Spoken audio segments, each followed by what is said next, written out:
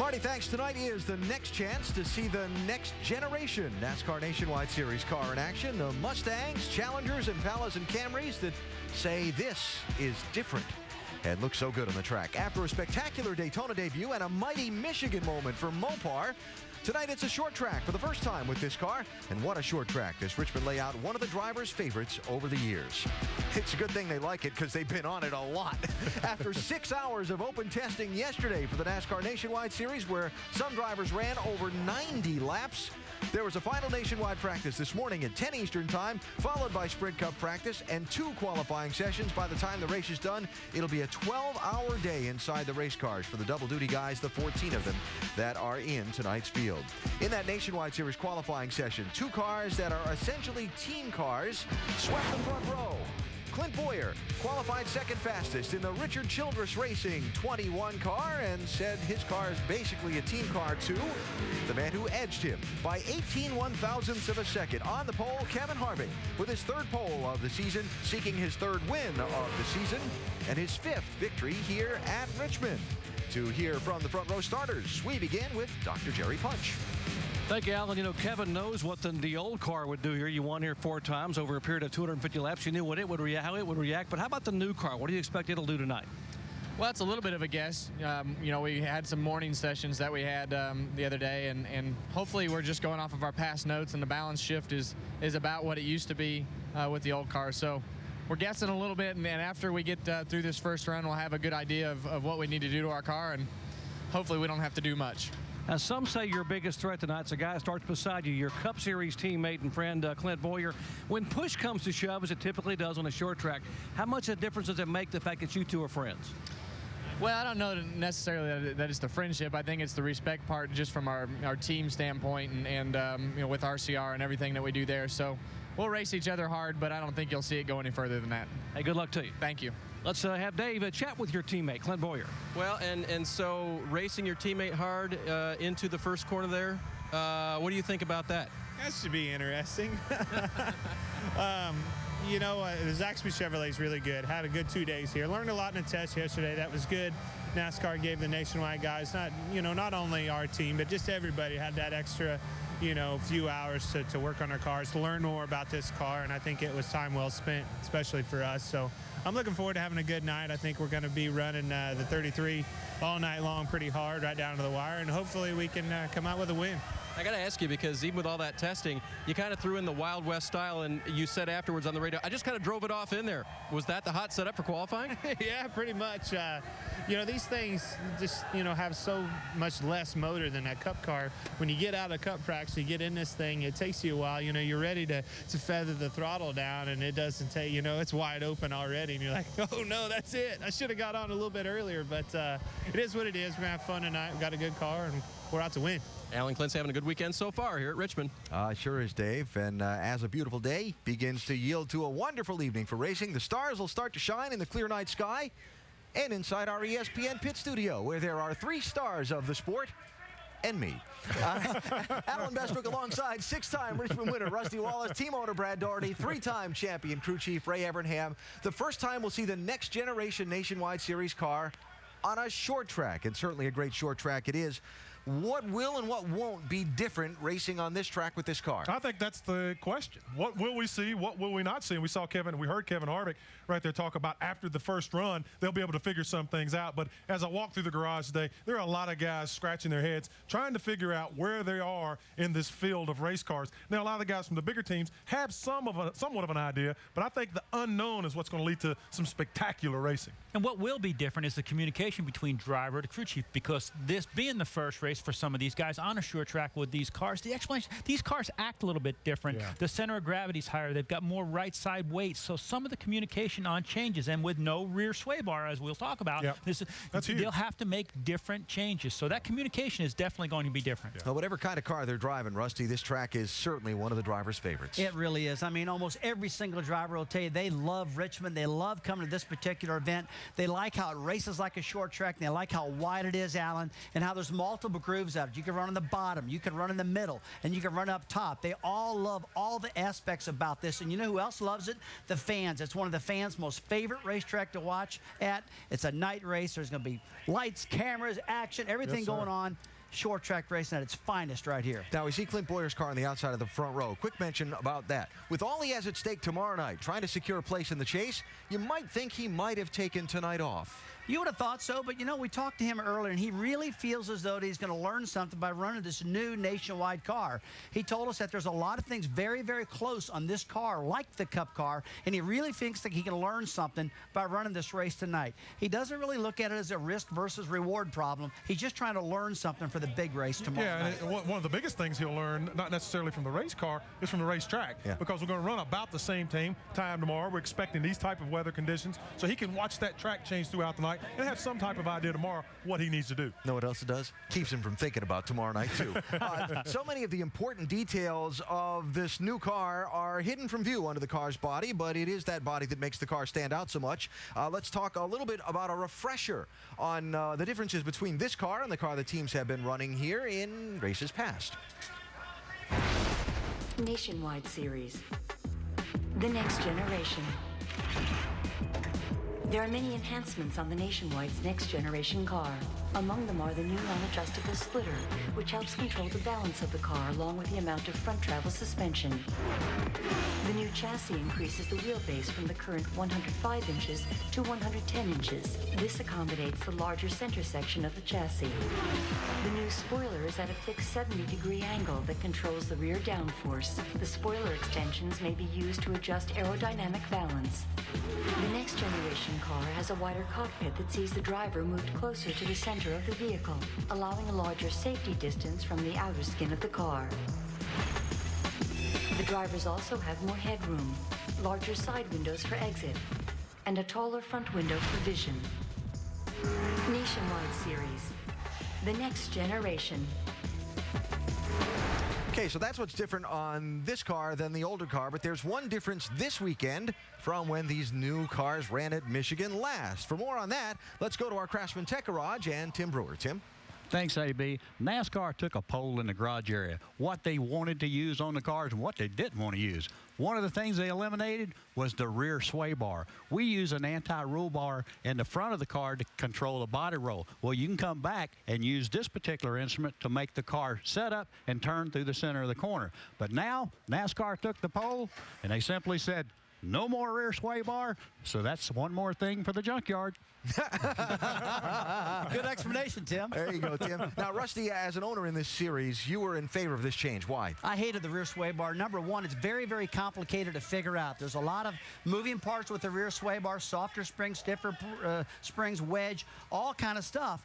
And you know what? I wasn't the only one who didn't like it. They polled 50 car owners, and only one car owner wanted it, and it was a Cup-related car owner. Yeah. So, you know, everybody wanted it off, not just me. Yeah, I've run Nationwide Series last year, and this rear sway bar for my team, it was just expensive to work around. It's very, very expensive to keep up with the geometry of the race car, making sure your pivot points work around that rear sway bar. It was just flat out too expensive, I thought. And a big change technically for the teams or not? It's just a tool. They've taken a tool out of the toolbox, and again, it can be a complicated tool, but the way it works, really, it's a third spring. When the car rolls, that's why we call it a roll bar, sway bar, it just adds spring rate in the right rear, helps the car turn the corner. The guys have just got to find a different way of getting that spring rate and getting that car to rotate around the corner. Taking it away and putting a stiffer right rear spring is, though, it causes the car to be loose on entry, and I think you're going to hear a lot about guys being loose on entry tonight because of that. We'll keep an ear on it, but that one change on this next generation car from last time at Michigan. Coming up on NASCAR Countdown, a look back at the wild finish to the year's first Nationwide Series race at this Richmond track and the critical strategy calls that played into the outcome. Brad Keselowski was the winner. Plus, who doesn't like kittens, bunnies, and little baby seals? Yes, Kyle Busch drives the pink car tonight while seeking an all-time series record. We'll give Kyle some TV love when NASCAR Countdown continues. I love love. Who doesn't love love? Everybody does. Beautiful night in Richmond, Virginia, just up Laburnum Avenue from downtown, the Richmond International Raceway, where NASCAR Countdown is getting you ready for the next generation NASCAR Nationwide Series car. First race on a short track. Kyle Busch will try to take possession of an all-time series record tonight, the latest in a series of records he's set. Kyle led 21 consecutive races he entered this year, a record. He set the mark for most career laps led in this series earlier this season. And Kyle and Sam Ard share the record for most wins in a single year, a mark Kyle could take for his own tonight. Kyle goes for that win in a car carrying a special paint scheme. Remember this? Well, we wanted to do something for our fans. I want Kyle Busch in a pink car in a pink suit. And now? This has always been artistic. And she loves those cats. Who doesn't like kittens, bunnies, and little baby seals? I love you. Oh, thank you, sweetheart. No, write that on the spoiler. Okay. What will you design? ToyotaRacing.com. I can't remember a commercial that's been as talked about at a racetrack as that one, and Kyle Busch in this pink driver's suit, pink hat, the whole shebang. What's been the reaction from the fans and fellow drivers with you in the suit and the commercial this weekend? It's been big. A lot of people have really taken to it. You know, it's kind of unique in itself, and you know, being able to have it on board with us this weekend. Thank Toyota and the Sponsor Fire program that they did. And Sponsor Fire 2 is going on right now. We're going to announce the preliminary winners this upcoming week. So we'll look forward to that. And of course, thank Z-Line Designs for giving up their scheme in order for us to run this. I know Jim, he's having a hoot with it so far. I know we're doing pretty well with it. Fans have been real receptive to it. They're having fun with it too. And the drivers, well, they like to poke a little fun, so I've had a little bit of that going on. Yeah, they wouldn't be drivers if they didn't. You win one more race, and it's a record. You know, you've won 10 this season. 11 would be a record. What's the key to getting around this place? Because you've won here 3 times, and the key to getting it done tonight? Well, I think the key is having the old car, not this one. We're not too good with it, so we'll try to salvage a good day tonight and try to keep ourselves in the owner standings. I don't think we've got a car to win, unfortunately. You know, I feel like it's going to take an awful lot. We're better on the long runs. We just don't have the short run, kind of like my Cup car, same thing over there. But we'll see what we can get tonight, and hopefully it's good enough for a top 5. Yeah, regardless of what kind of car it is, I wouldn't count this guy out. Kyle Busch, he'll start 6th tonight, Alan. Vince, thank you. And a reminder that Kyle is the focus of a program entitled Riding Shotgun Kyle Busch. Cameras are following him throughout this weekend and everything he'll do between here and New Hampshire next week. The show debuts Monday at 8 p.m. Eastern here on ESPN2, and we'll follow NASCAR Now every night this week. It is a busy week for the drivers that will be in the chase. Follow Kyle Busch, and I'm sure Kimmy along for a part of the week on Kyle Busch Riding Shotgun. I'm going to watch that. I'm going to learn something. Yeah, absolutely. They have been having NASCAR races on these grounds since 1953. Richmond's always been a great racing town. Tonight, there are 4 drivers in the field who call Virginia home. Eric McClure from Chilloughby, the Sadler brothers from Emporia, about 60 miles away, and Denny Hamlin from Chesterfield, just 19 miles from this track. Hamlin drives the Joe Gibbs 20 tonight, looking for his 2nd Nationwide Series win before the home fans. Jamie Little. Well, Denny Hamlin making his first start in this new car, and Joey Logano was in it the first 2 times, top 10s both times. Denny, what is your impression your first time here? Well, the cars drive really smooth. It feels to me very similar to what the COT was before we kind of figured out and perfected them over on the Cup side. So I think there's still a lot of development that needs to be done, but these teams will adapt super fast. So it's a matter of time for these cars to drive as good as what the Cup cars do now. Well, you know, a lot of fans at home look at this car and say, well, it looks just like the Cup car, but it is down 200 horsepower compared. So how does that change the way that you drive it here at Richmond? Well, it makes passing a little bit tougher when there's no horsepower. Plus, there's no gears. The gear isn't as much in this car because we need the engines to last 2 weeks. So it makes it a little bit tougher to pass, but you got to kind of just time things right to get around the guy. So we'll see what our Z-Line Toyota has for tonight.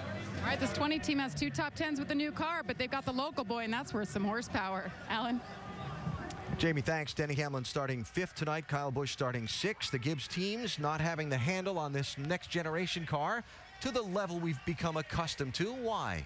Well, we've come accustomed to them winning 50% of all the nationwide races, first of all, and they've only run this car, this is the third time. Right. But, I don't really think that, judging off a super speedway and then Michigan where probably horsepower comes into play, and even tonight is going to give us an answer because, this is kind of like a short track. And, I mean, even though the speeds are high, you rely on a lot of mechanical ability and driver ability, and the Gibbs camp is very strong in those two areas. Yeah. NASCAR making a specific effort to have these cars technically different than the Sprint Cup cars so the big teams don't have a big technical advantage. Agree or disagree with that, and why? I agree 100%. I like what I heard from Kyle Busch and what I'm hearing from Denny Hamlin, both of these guys talking about not having an advantage. And that's what you want in this series. When you look at this nationwide series and you've got teams like Roush Fenway, Joe Gibbs Racing, those big mega teams, they out-budget everyone. The trickle down from their Cup programs trickles right into the engineering of their nationwide teams, and it's unfair at times. I want to see Kyle Busch drive the wheels off of a race car like he's going to have to do tonight to win. Yeah, his talent will win out, but I want to see him in almost equal equipment. Yeah, I mean, these guys, NASCAR really wants these cars to be different. They don't want the Cup teams to come in with the exact same setups that they got figured out on a Cup series and come in the Nationwide series and just bolt that setup in and then dominate right off the bat. They want the differences. That's the reason they don't have the bump stops in the front, and that's the reason they don't have the rear sway bar in the back. They want to make it different enough that the Cup guys just don't kill everybody with it. Out-engineer, outspin, out everything. That's right. It's got to be a little bit different. That's right. And the next step is tonight's race here in Richmond. Now, Carl Edwards in tonight's race goes for a third consecutive win in this September nationwide race at Richmond. He just won the Cup pole position, Doc. He starts fourth in this race. Everybody congratulating him about the pole win in the NASCAR Sprint Cup Series. Carl, what about tonight? I heard you telling some engineers that these cars punch us a big hole in the wind. Even on a track this size, you could impact someone else's handling. Explain how what we're going to see tonight. Well, it feels like you have to think of it if you and I were riding in boats beside one another. The wave that comes off of the bow of that boat, it's bigger in these cars. The wave of air that's coming off of my Ford Mustang's bigger than that Ford Fusion we used to run. And everybody's car is like that. So when you drive down in the corner, your bow wave, you can put that on other people's cars, I think, easier with this car and affect their car more dramatically. So I think it'll make it a more dynamic race. You'll be able to race around people and manipulate their cars a little bit. Wow, you can loosen them up on a short track. That should be fun to watch, guys. It'll be interesting to watch tonight. Thanks, Doc. And Carl again starting fourth. Let's talk about a few other players in the game tonight. How about the 7 car? Yeah, Eric Almirola. We've seen him do very well in the truck series. He's been in and out of this series. He'll be in this car full-time next year for Junior Motorsports. Real excited for Eric. He's a heck of a young race car driver. Different driver in the 16 tonight. Yeah, different driver and familiar guy. Eric Darnell. He's done a great job in the past for Roush Fenway Racing. Got a chance for 3 more races in that 16 car. This is a guy that could easily be in the top 5 or be up front when this thing's over. And a good qualifying effort for Parker Kligerman. Yeah, Penske protege. I really think that he's going to do a good job tonight. He's qualified 7th, one of the development drivers for Roger. And the kid's been fast. That's one thing I like about him. He's really quick, qualifies well. Just got to learn how to get the car handling deep into the run now. We will keep an eye on those 3 gentlemen as we continue from Richmond. When NASCAR Countdown continues, we talk strategy and a wild scramble to the checkers. That's next. Nice night to be flying in the blimp. Go to Goodyear.com and show your thanks and help support our troops. Goodyear is the official tire of NASCAR. With 9 races remaining in the season, including tonight, Brad Keselowski has a huge lead in the NASCAR Nationwide Drivers' Championship. 332 points over Carl Edwards. Keselowski starts 3rd tonight. Brad K won the most recent race at this track for this series. It was a night with a late strategy twist and a wild sprint to the checkers. There's Kyle Busch running 2nd, 2.4 seconds behind Keselowski, hoping for a caution. Caution. That's the caution. Oh, no. 6 laps to go. Now what do you do? A 4-tire change for Keselowski as they're trying to win this race off pit road. And those 4 tires are right call. Green light checker finish. Brad Keselowski light up on the outside of row 2. Oh, then 3 wide to the lead. Maybe 4 wide. And Keselowski through in the bottom. This is the last lap. Biffle leads that one. Keselowski to his inside. Final corners. Keselowski's going to squeeze out in front. Brad Keselowski, back-to-back wins. Man, this is awesome to watch you, Brad. That's what you pay me to do, RP. We got it done today. And Brad having a final conversation with crew chief Paul Wolf before they get going here tonight. Brad, it seems after talking to Paul and to you this weekend, the car's been a little bit back and forth in terms of when it's been really, really good. It qualified 3rd. How do you think it is? I don't know. It's hard to tell. It's hard to get a read on it. Obviously, the weather's changed a lot since we've been here at Richmond, but you know, our Dodge Challengers have been fast, so it's been good either way. You know, to be upset because we didn't get the pole is like, man, you got to put that in perspective. So it's been a good time for us here with our Ruby Tuesday Dodge Challenger. And even if we don't win today, some fan's going to win. RubyTuesdayRacing.com, great promotion to give away a free trip to Homestead for the race and come hang out with us in a Dodge Challenger. Should be great. I'll tell my bosses I can go for free if I win. Hey, in the spring, led 189 out of 252, but the call at the end to take 4 tires. With this car, same strategy, do you think, if it plays out that way? I don't know. I can't tell you that. You know, don't have any regrets from the spring race. And this race today could very well come down to that gutsy pit call at the very end. And I think those crew chiefs, Alan, always have that decision to make at the end, don't they? That was a nice non-answer. Very, very nice on Brad's part. Well, let's ask the question here, Mr. Champion Crew Chief. Pitting before the green-white checker. New car, same tire. What are we going to see for strategy tonight? Same things you saw, and what we've been seeing. Again, we keep talking about the double file restarts have changed things. The green-white checker has changed things. You're going to see the guys up front have to make a decision, and whatever they do, the guys right behind them are not going to do. Tires are going to be even more critical on this car, again, because of the heavier right side weight. So you're definitely going to see some guys come for tires. Yeah, we see it in the Cup Series every week, and we've seen it in this series as well. The game has changed, and particularly talking about the heavier right side weight. When you come down that last pit stop, you almost always took 4 tires, and he did the last time here, but you will see some guys gamble just for track position to give themselves an opportunity on that restart. So in a race where you're going to get into where there's all these unknowns, right? Well, how many times have we heard the word, I don't know, throughout the day? You're the driver getting ready to strap on the helmet and buckle in. What are you really thinking? You're really honestly thinking at this race with this car, I don't know. I mean, you really don't know. Anybody tells you they know, they're wrong. They're lying to you. I mean, they have no notebook. They've never run on a short track. Things are going to be different. And going back to what you guys said, we're going to put 4 tires on. You know, I'm going to go out on a limb and tell you they might just do 2 tires at green and white checker. You know why? Because the car is very top heavy, uses the right side tires a lot more than the other car, so things could change. And grip is very difficult here. You know, as the race goes on, we lose grip at this racetrack, so you might want to get 2 tires just to get track position. It's going to be interesting to see. I don't know. The unknown can be a little scary. That's the reason I didn't respond. I don't know. I don't know. But how's that for a group of paid analysts? We don't know. I'm telling you what. Well, what we don't know is what the winning strategy will be. We don't know how well the Joe Gibbs cars are going to fare when they've dominated in this series in times past. I like their chances, though. What we do know is this Richmond racetrack has provided us with a lot of great racing over the years, and we're hoping for the same tonight. We can't promise it because we don't know for sure. We don't know. but I think it's going to be great. I really do. Because we got some really hungry guys. Now, one thing I'm looking at, I really believe we might have a little problem with right front tires because this is a new tire. Yeah. We blew a lot of right front tires off here. A little more right I side wouldn't weight. surprise that. None of Goodyear's fault. It'll be a setup problem with the cars. We could see that. All right, we'll see if the tires hold up, if a Virginia boy will win, or if Victory Lane will be covered in kittens, puppies, and baby seals. I don't know.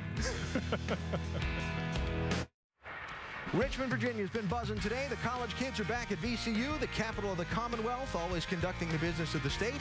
And as always, in early September, NASCAR is in town. Richmond International Raceway, ready to host the NASCAR Nationwide Series tonight at the place famed promoter and track founder Paul Sawyer nicknamed the Action Track. A lot of potential winners in the field, a lot of unknowns as the next generation NASCAR Nationwide car makes its short track debut tonight. Let's go for the opening ceremony.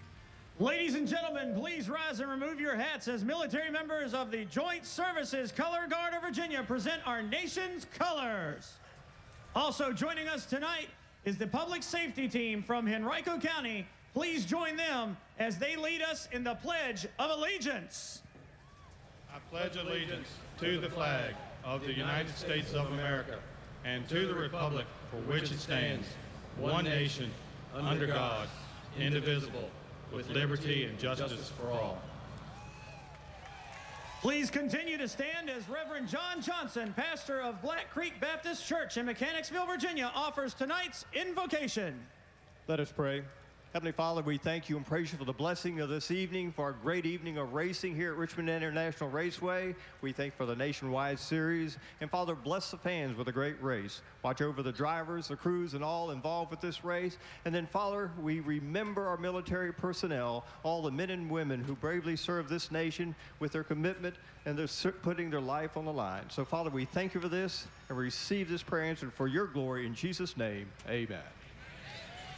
In honor of our troops, please place your hands over your heart and welcome Richmond International Raceway's National Anthem contest winner, Ryan Corbin, as he performs our national anthem. Oh, say, can you see by the dawn's early light what so proudly we hail at the twilight's last gleaming, whose broad stripes and bright stars through the perilous fight o'er the ramparts we watched were so gallantly streaming, and the rockets' red glare, the bombs bursting in air, gave proof through the night that our flag was still there. Oh, say, does that star-spangled banner yet wave o'er the land of the free and the home of the brave?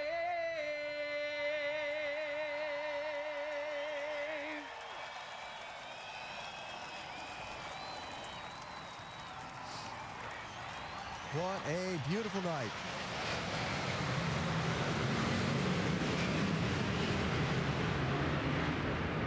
And a loud flyover. And now time for the drivers to climb aboard and get all buckled up. Want you to take a nice look at these race cars right now, these brand new race cars, because a lot of them are about to get tire marks on the doors, fenders bent up, and all those beautiful grills beaten in as they get used on a short track for the first time. The engines fire in Richmond next. NASCAR Nationwide Series at Richmond is brought to you by Kingsford Charcoal. For your chance to win a $10,000 backyard makeover, play Kingsford's College Showdown on ESPN.com. Richmond International Raceway set for a fast Friday night, 250 laps. The NASCAR Nationwide Series ahead, the third race for the next generation car. Let's get some more headlines from pit road before the engines fire, starting with Jamie. Well, Ellen, this is the third time we've seen Elliott Sadler in the 88 car. But the bad news for this team is Pop Series Sr., the crew chief, told me, he's not up here yet, I looked behind me, he was a minute ago. He told me that they weren't sure what direction to go with this new car. He said they've been so busy this season, they haven't had a chance to test it. So even though this is the same team that went to victory lane one weekend ago with Jamie McMurray, it's back to the grind tonight. They start 31st. Dr. Jerry Punch? Thank you, Jamie. You know, this Nationwide Series was designed to be a breeding ground for future stars of NASCAR, and there's no better example than that than this 00 car right behind me, being driven tonight by 18-year-old Ryan Truex. Now, Ryan is only making his third start here in the Nationwide Series, but he's already impressed a lot of people. Last month at Michigan, he qualified second and ran in the top 5 most of the night until fading late and finishing 12th. Now, he starts outside the top 10 tonight, but folks, look for him to be there very quickly. Vince Welch. Ryan Newman is in the 1 car for the 9th time this season, and he's had some good runs for this small team, a top 10 last week in Atlanta, but they haven't been able to catch a break in most of his outings, and they failed to finish 4 of the last 5 races. Tonight comes the new car challenge, but this team's philosophy is it's a race car. Their job's to make it go fast so Ryan can work his skills. Certainly sounds simple. We're about to see how that plays out for Ryan Newman tonight. Dave Burns? Vince, I just talked to Jason Leffler driving the Great Clips car here tonight, and I asked him about the feedback he was getting from this new style of race car at this racetrack. And he said, you know what? It is fun to work on, and it's fun to try to figure out how to make them faster. Hopefully for Jason, who starts 9th tonight, it'll also be fun to drive. He counts 2 top 5s in his runs here in the September race. Alan? All right, Dave, thanks. So you see the drivers finishing up, cinching up the safety equipment, getting ready to go racing here at Richmond. It should be fun. It should be a lot of fun. There's a lot of nervous people out there, though. They do not know what this car is going to do. They're thinking of their chassis. They're talking. They're communicating. They're doing a lot of things right now because so much unknown, such a big question. A lot of anticipation, a lot of excitement. I think the guys will tiptoe around the first few laps, try to figure it out, and then they'll cut them loose and go racing. So after 6 hours of testing Thursday and a full day of practice and qualifying here on Friday. As we know very well. Now we get to the main event. Let's go trackside and not get ready to rumble. Well, we may see that, but let's hear the race fans' favorite words. Race fans, it's time for those most famous words in motorsports. Here to give the command, please welcome Chairman of the Board for the Virginia College Savings Plan, Sean McLaughlin. Virginia 529 is for all Virginians. So in that spirit, will you all please join me in saying, gentlemen, start your engines. Right about, gang. All right, fire in the hole, bud. Fired up. Start it up. Fire in the hole.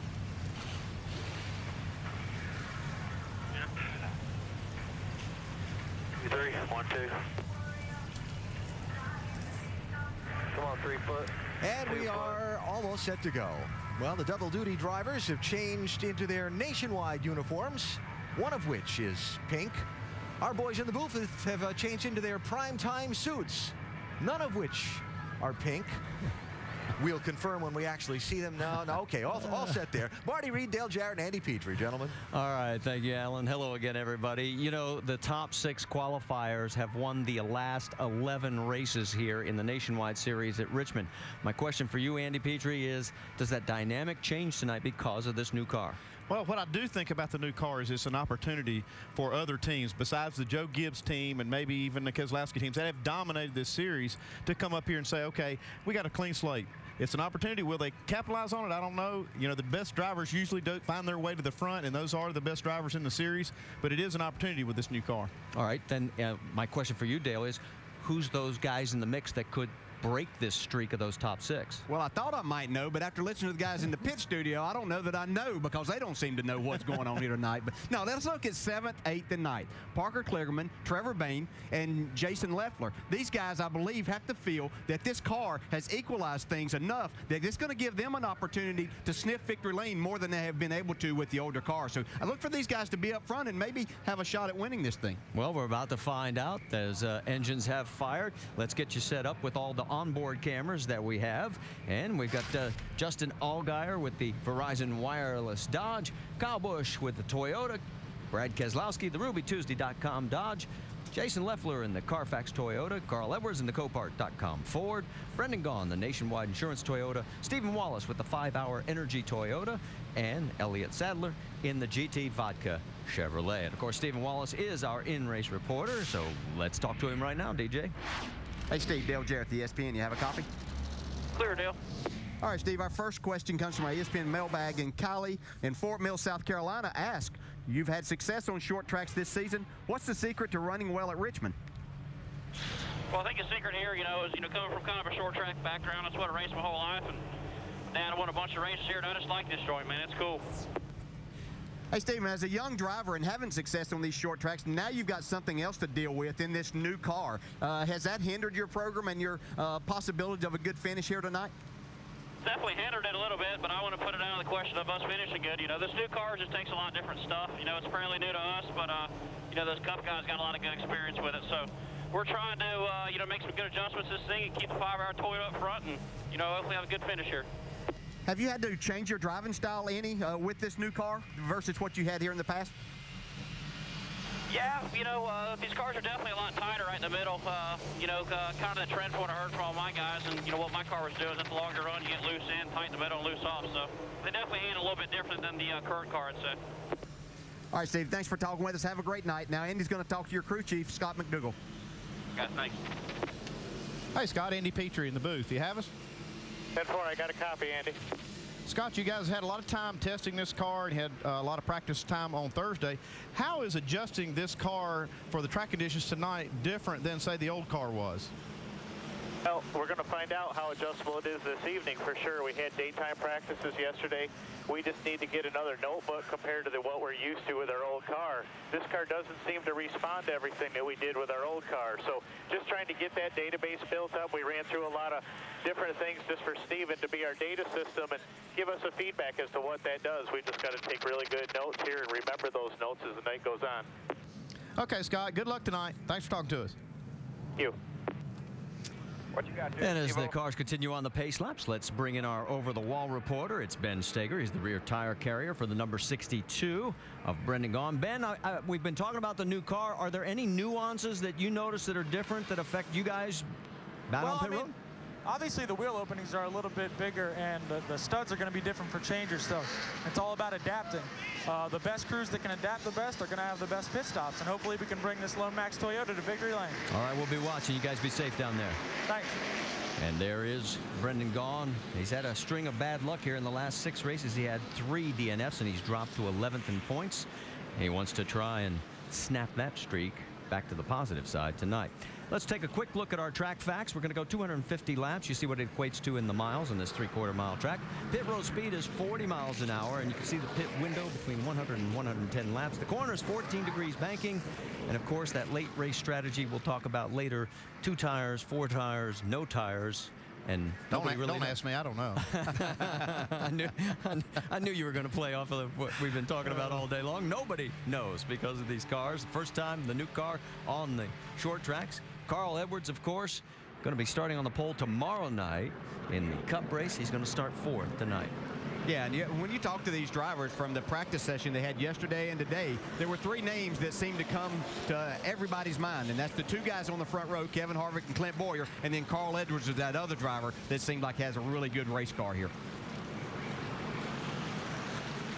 Good work with the car, guys, and good work changing that engine. Kate, Mom, thanks for being here. I love you guys. We're just be smart on that strategy all night, and nice solid pit stops, and we'll be great. What he's talking about on that engine change is they changed engines after the practice session on Thursday. No penalty for that. That was kind of a free day for them.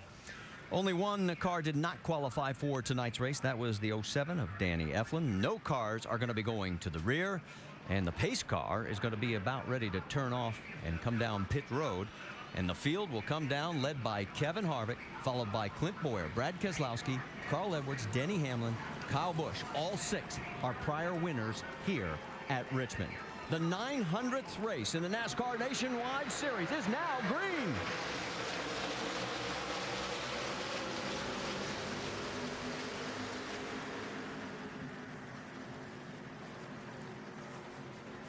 Great start by Harvick as he takes the early lead down the backstretch. Clint Boyer right behind him. Here comes Keselowski. Yeah, and Boyer made a nice run on the outside. These guys really haven't been up in that part of the racetrack, so I'm not sure they knew what to expect, but it worked good for Boyer.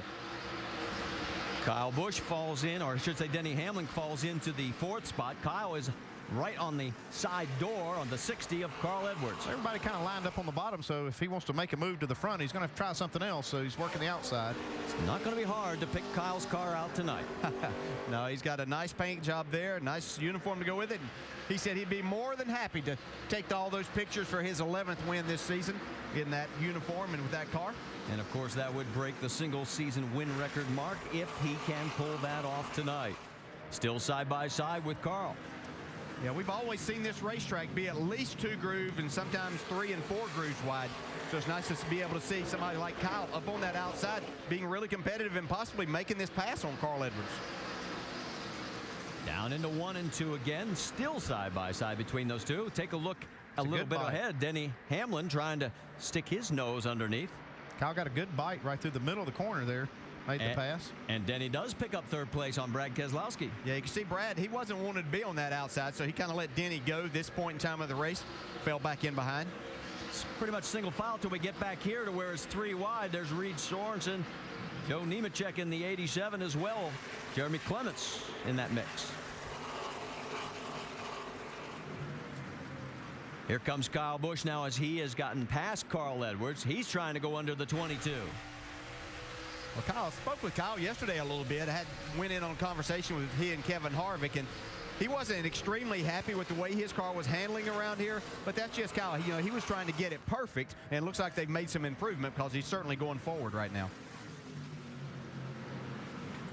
Let's take a look at the action going on both sides of the track now. Reed Sorensen and Joe Nemechek have their hands full. A little bit further back there with the 16 of Eric Darnell, and that paint scheme obviously looks an awful lot like Greg Biffle. Yeah, Jeremy Clement doing a great job working the outside of Darnell in that 0-4 car.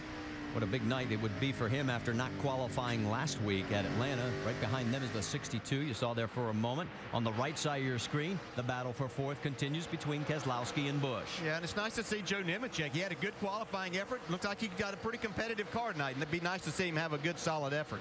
Okay, here looks like Carl Edwards going to try to give Kyle Busch a little help up the backstretch. It's like that low line's been kind of tough. You know, you saw Kyle Busch make that move on Carl Edwards on the outside, but now he can't seem to make that pass on the inside for the 22 car. And I think we heard Denny Hamlin talk about that very thing in the countdown show. With these cars, they have 200 less horsepower than what the Cup cars do, so it's going to make passing a lot more difficult on this racetrack. Kyle now trying down low again. Brad seems to like that second line. He's run that pretty much since the start. Yeah, you can keep the momentum up. That's the RPMs that we're talking about, and that allows you to carry that through the corner a little better. All right, so while they're duking it out for 4th, 5th, and 6th, Kevin Harvick, as we move forward, has opened up a 0.4 of a second lead over Clint Bowyer. Denny Hamlin is close behind in 3rd.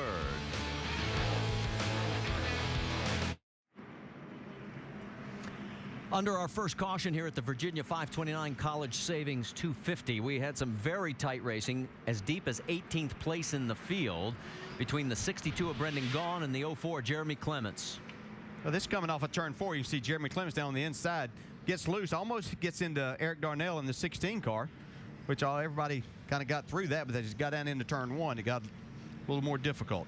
Yeah, looks like Brendan Gaughan kind of stuffs it down in there, maybe gets a little loose, gets up in the left rear quarter of Jeremy Clements, but Clements kind of pays the price. He makes contact with the wall. I think he can keep going, but he's got some damage on that left rear they need to get fixed. And Jeremy brings it in. We can also tell you that Kevin LePage is the first car that has pulled behind the wall here at Richmond. What a view here at Richmond after 15 laps, just about ready to end our first caution. Mike Bliss got the lucky dog, but he has pulled it behind the wall, as did Derek Cope. And we're back to green flag racing with Harvick, Bowyer, Hamlin, Keselowski.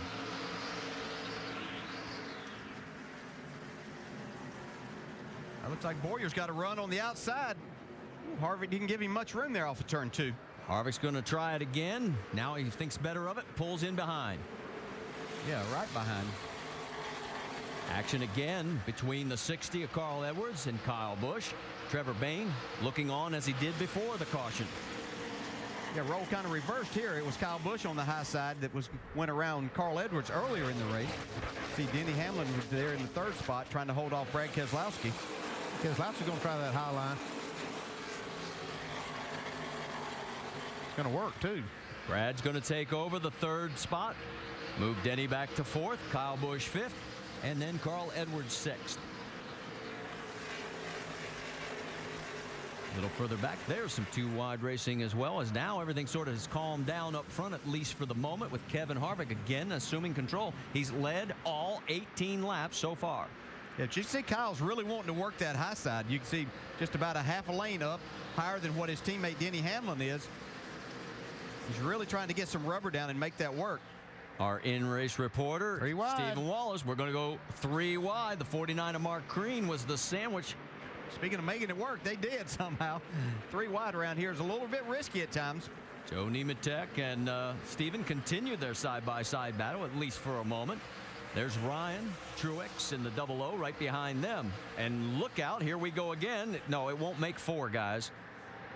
Michael Annett in the 15. Tony Raines there in the 34. There's Elliott Sadler looking down from high above. Let's check on the battle of 2nd place. It's Bowyer, it's got it, and it's Keselowski who wants it. Well, that's what's going to make for a great finish before this night is over, is being able to run fast on both of these crews. But you can see that you can get your car hooked up on that higher line and keep the RPMs up. You can make a pass. Here goes Keselowski on the high side. Clint says, okay, go ahead.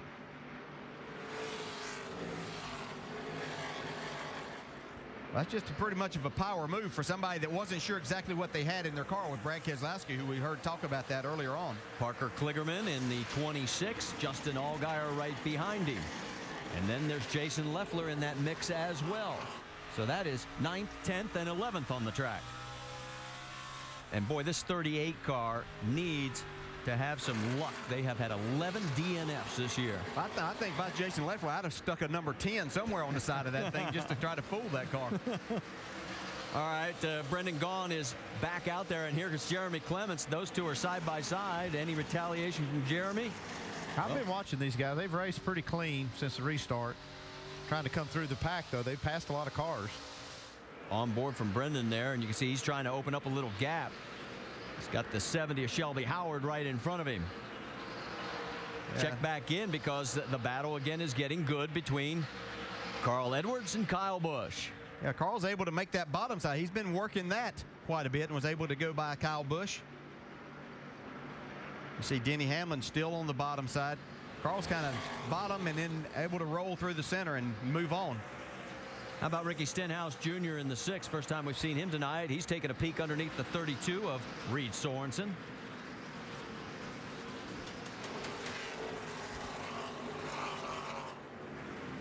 Ricky Stenhouse is really, he had a lot of problems early on this year. You see the 7 car of Eric Almirola trying to go to the inside, but Stenhouse has really done a nice job as he's gotten more used to driving these cars and racing these type racetracks and racing against the other drivers. Yeah, he had 5 DNFs for crashes in his first 12 starts, 0 in his last 11. That backs up your point.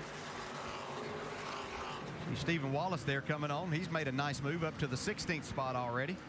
Here we go again with Kyle and Carl. These two are really making a routine of this right now for the last few laps. And Kyle finally gets around him. Initial throttle is not bad, but the more I get into the gas and develop speed exit, it gets loose out by the wall. I'll take credit for teaching the 22 the outside.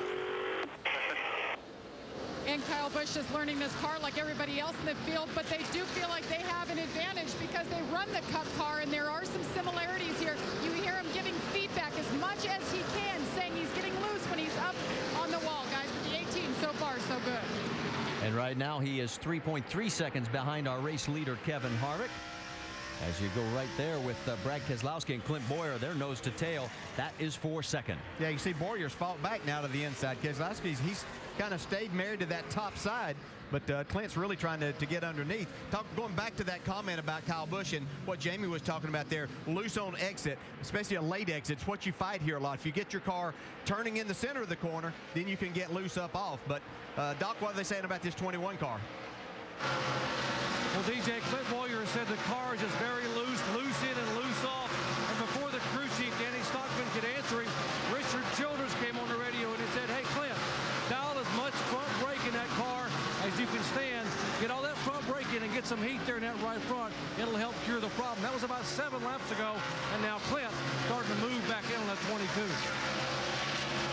Well, that's a situation that you have to be a little bit careful with because you use a lot of brakes. As we'll see, the rotors glow really red here on a lot of these cars because you use a lot of brakes, especially down into turn 1. So you dial that front brake in. You just have to be careful not to get too much brake heat there, Andy. You might blow that right front tire out. Well, that's one thing I heard Rusty Wallace say at the tail end of the countdown show was that the right front tires are really, this track's really hard on them, okay? And you put all that brake heat up there, and we've seen a lot of failures with right front tires. One battle we're looking at right here is Ryan Newman. He started 12th, and he has dropped all the way back, and he's under attack right now. And this is for 20th on the racetrack with Tony Raines and Michael Annett. Big surprise here. He's really fallen back. And on the other battle we just saw there where Clint Boyer took back over that second spot, that front brake must have helped that car. Vince, you've got more on the one? Well, and Ryan Newman wasn't completely pleased with that car in practice, and he said it's been even worse here in the earlier stages of the race. Very loose off, chattering the tires more than practice. He said that was an issue that they dealt with throughout practice, having it and then some here tonight in the early stages. All right, Vince, thanks. As we get the latest on the number 1, as he is still trying to figure that baby out. And as we go back up front, Kevin Harvick, boy, he has got himself one heck of a race car right now.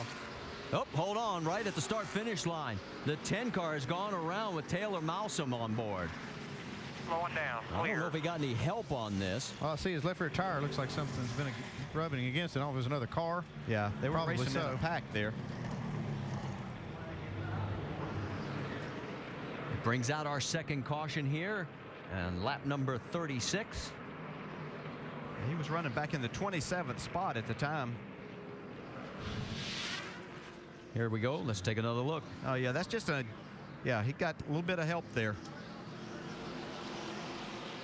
Fortunate nobody got into him after that or didn't hit anything, so come get some tires and work on his car a little bit. The 81 of Michael McDowell will get the lucky dog. They didn't get that tire right rear changed. They were trying to beat the caution car out. Drive. I have no drive. Well, you just heard him say he had no drive. He got no right rear. Let's update you also. Mike Bliss has come back out on the track. He's 21 laps down. LePage and Cope are officially out. Morgan Shepherd has taken it behind the wall. And we mentioned McDowell will get the lucky dog. He is 2 laps down. That'll get one of those back. So here we are completing lap 36. And you can see everybody laid out getting ready for a round of pit stops. And pit road was closed that time by. It'll open up this next time the pace car comes by.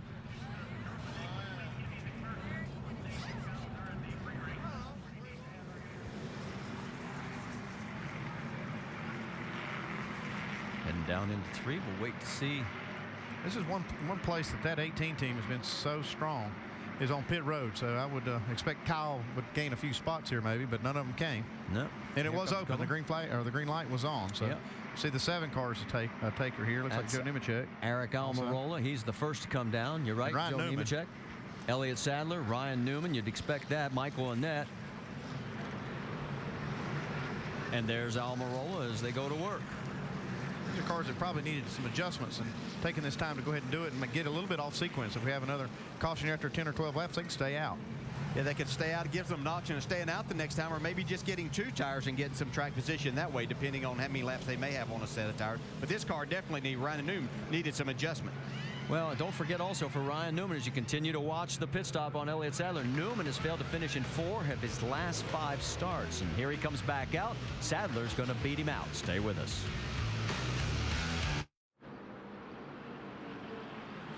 Just went back to green flag racing with Kevin Harvick ahead of Clint Boyer, Brad Keselowski, Kyle Busch, Denny Hamlin. That's your top 5.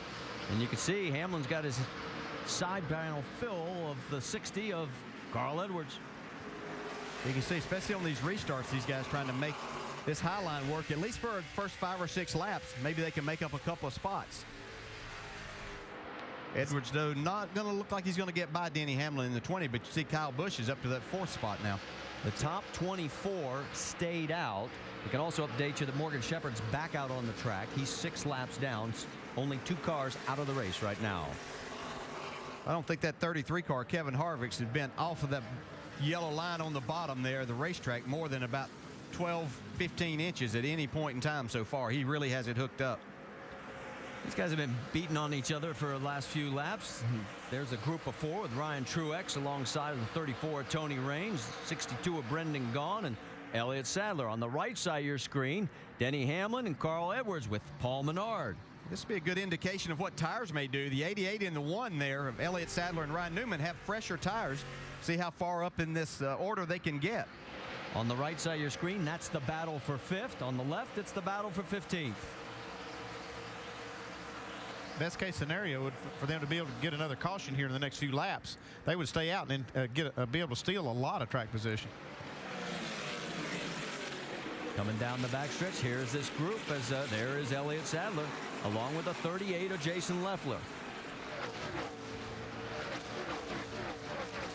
Now, Leffler started 9th. He's fallen back. Here is all of a sudden a battle going on between Brad Keselowski and Kyle Busch. And right there's where Kyle would be talking about that loose issue that he had, being able to stay in the throttle and make it down to the next corner where he's side by side and maybe make a little gain through the center of the corner. But on the inside, you're losing a little arrow also, and then you've got a loose condition on top of that. Makes it very difficult to make that pass. Doing a nice job staying beside the 22 of Keselowski.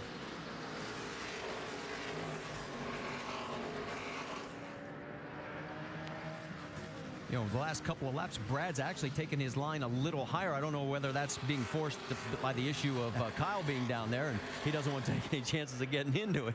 Well, this kind of takes us back to Bristol. These two cars were racing for the win, and Kyle spent a lot of time on the bottom side trying to get by Keselowski. Yeah, and you got to remember, Brad's on probation till the end of the year. Kyle's not. Well, they're not, and you know, those guys aren't thinking about that right now. They're thinking about this race. And on top of that, these guys don't have a lot of these cars. And they do have another race coming up in just about a month at Charlotte. And so, you know, they're not going to tear these things up intentionally unless something else starts happening. As we see the 88 and the 1 continue their march forward. And they've sort of gotten into formation here as they are marching their way back up.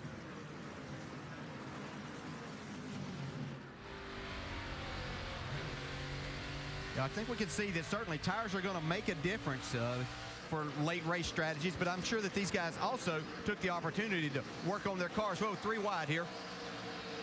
Almirola gets underneath the 6. Whoa, look out. Gahn almost got into the 34. Yeah, it looks like Brendan Gaughan's having a little problem with his car right in the center of the corner. I think that may be what happened whenever he got into the 04. You can see he almost got into the 34 that time. So his car is not to his liking exactly through the center of the corner. Joe Nemechek having a nice run. He was also one of the cars that pitted him that last caution, along with the 7. That's the battle for 19th between those two. And it looks like Nemechek is going to clear him, so yes. Parker Kligerman getting passed by Ryan Newman. What's going on, Vince? Yeah, that team is certainly benefiting from coming in and getting fresh tires and making an air pressure adjustment. Ryan says the car feels much better. Of course, it would on that fresh rubber. But also, they believe that they were going to be at a little bit of an advantage tonight because of the fact that Ryan has so much experience in the Cup car compared to so many of the other competitors, and they did believe that there are things that translate between the Cup car and this new Nationwide Series car. So they really thought they were going to have a good run where some of the other teams might be a little bit behind, that they were going to be able to take advantage of Ryan's ability and experience here tonight. They were a little loose to start, but better now that they've made those adjustments. Well, Ryan's got him back up to the 12th position, Andy. Well, we've run enough laps now that these cars that took tires are probably hoping that we'll have a long green run. If they have a long green run here, they'll be able to drive their way almost to the very front of the pack.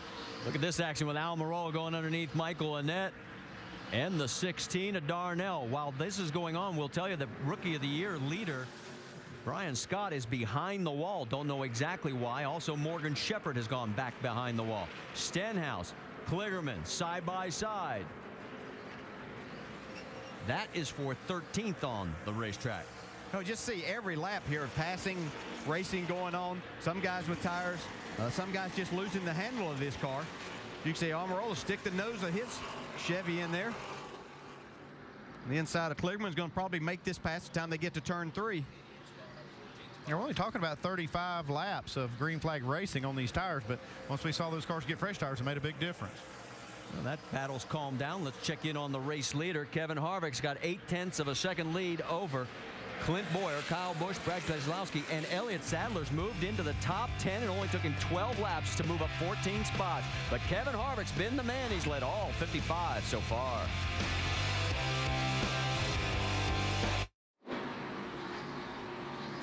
Welcome back to the Virginia 529 College Savings 250. Make sure to go to NASCAR.com for all your latest NASCAR information. And also make sure to go to Goodyear.com to check out Goodyear's Support Our Troops program. There you can send a thank you message from a NASCAR driver, enter for a chance to win a 2011 Ford Taurus or other great prizes. Race lead has been in the hands of Kevin Harvick since the drop of the green flag 63 laps ago. He has a 1-second lead over Clint Boyer. Then it's another second back to Kyle Busch, Brad Keselowski, Carl Edwards. Round out your top 5.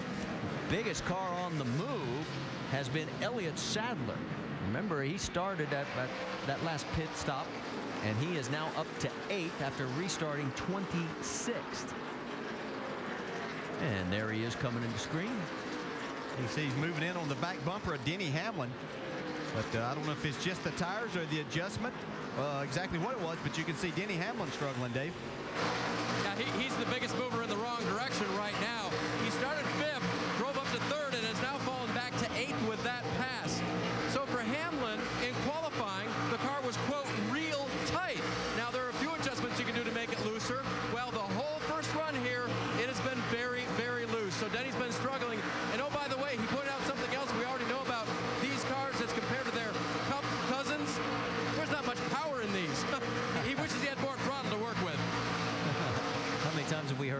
the guys that do double duty.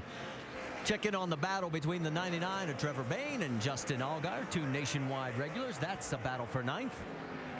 And Brian Scott, we told you, is behind the wall, and Dr. Jerry Punch has caught up with him. Doc? Yeah, Rookie of the Year points leader Brian Scott. You see the hood up on the car. They have a leak in the front of the car. Let me ask Brian what's going on here. Brian, what happened?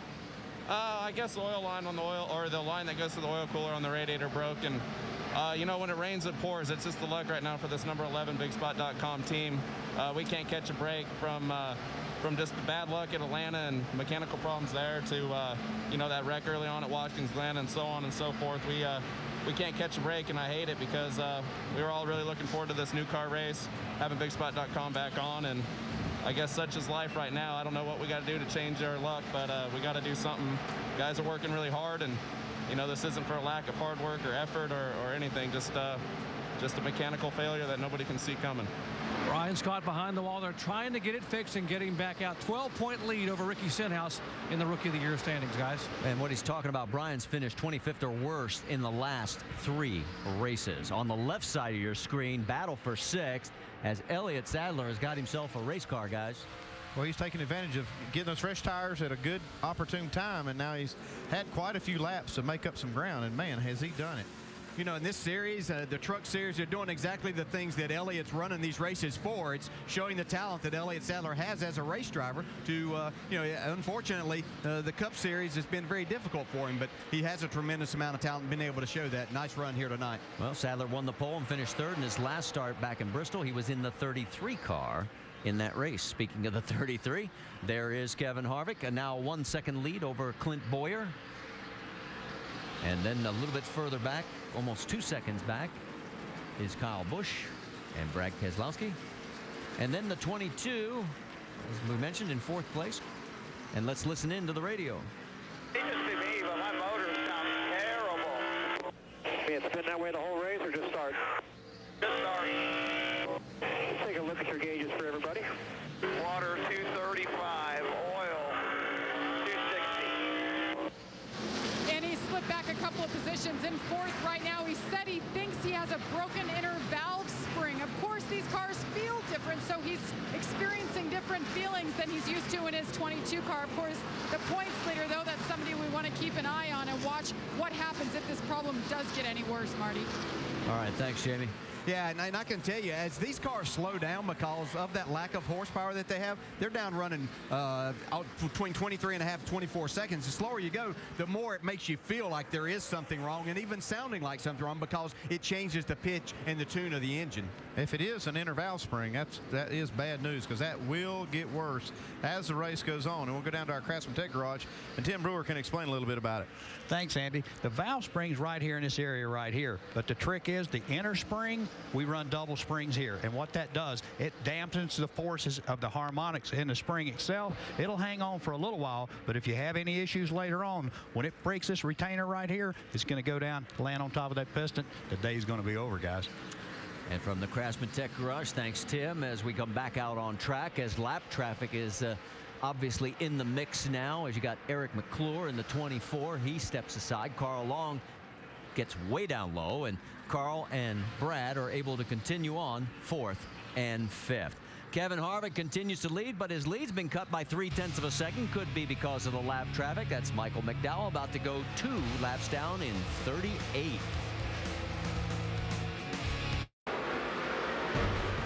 Getting ready for what will be a round of green flag pit stops for some of the front runners, as we've only had a couple of quick caution flags in the opening 81 laps of tonight's NASCAR Nationwide Series race. Teams getting their helmets on, tire changers loosening up, getting the air pressure set just right, and now it's up to the men atop the pit box, the crew chiefs, to make the call as to when to bring that car off the racetrack under green if we don't see the yellow in the next little while. From the pit studio with Ray, Rusty, and Brad, let's talk about it, crew chief. You've been running the numbers on your pad down the end of the table here.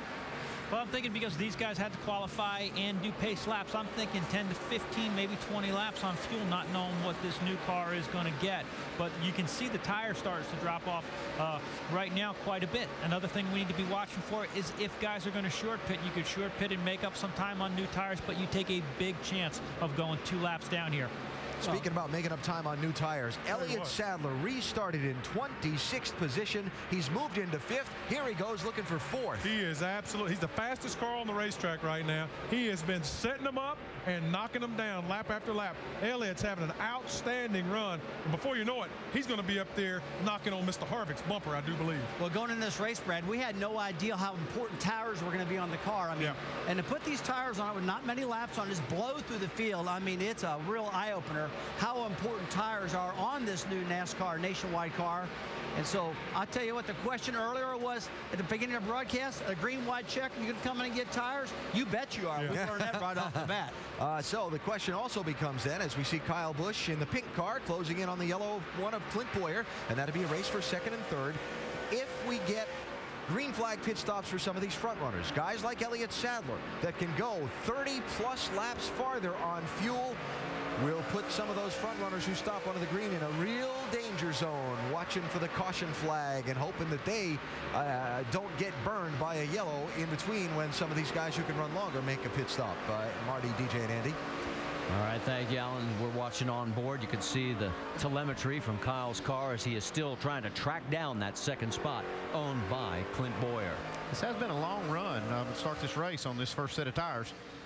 You see Brad Keselowski maybe losing another spot to Paul Menard. But usually you'll see the brake heat at these long runs maybe cause a right front tire failure, and that's what a lot of teams would be worried about when they start. They don't want to be the first car to make a green flag stop because somebody might have a problem like that and then bring the caution out. Well, right in front there is Ryan Truex. He is already down a lap in 32nd spot, but it's Menard going underneath the 22 of Keselowski, and that is for 6th position. Denny Hamlin right behind that with Eric Almirola in that 4-group pack. That's all for position.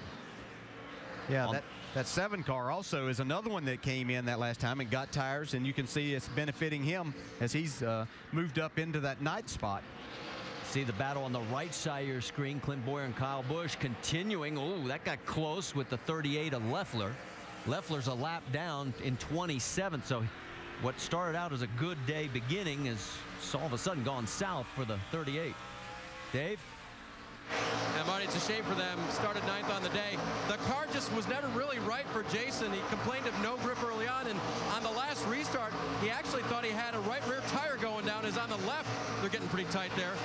So Jason has had no grip, loose everywhere, and the car just not drivable for Leffler tonight. And that's a battle on the right side of your screen for the lucky dog position. Jason Keller, they're both 1 lap down, and they are running 27th and 28th. So that's a very important position for one of those 2 drivers if we would get a caution. Meanwhile, what's going on with Kevin Harvick? Well, he's only led all 91 laps. Stay with us.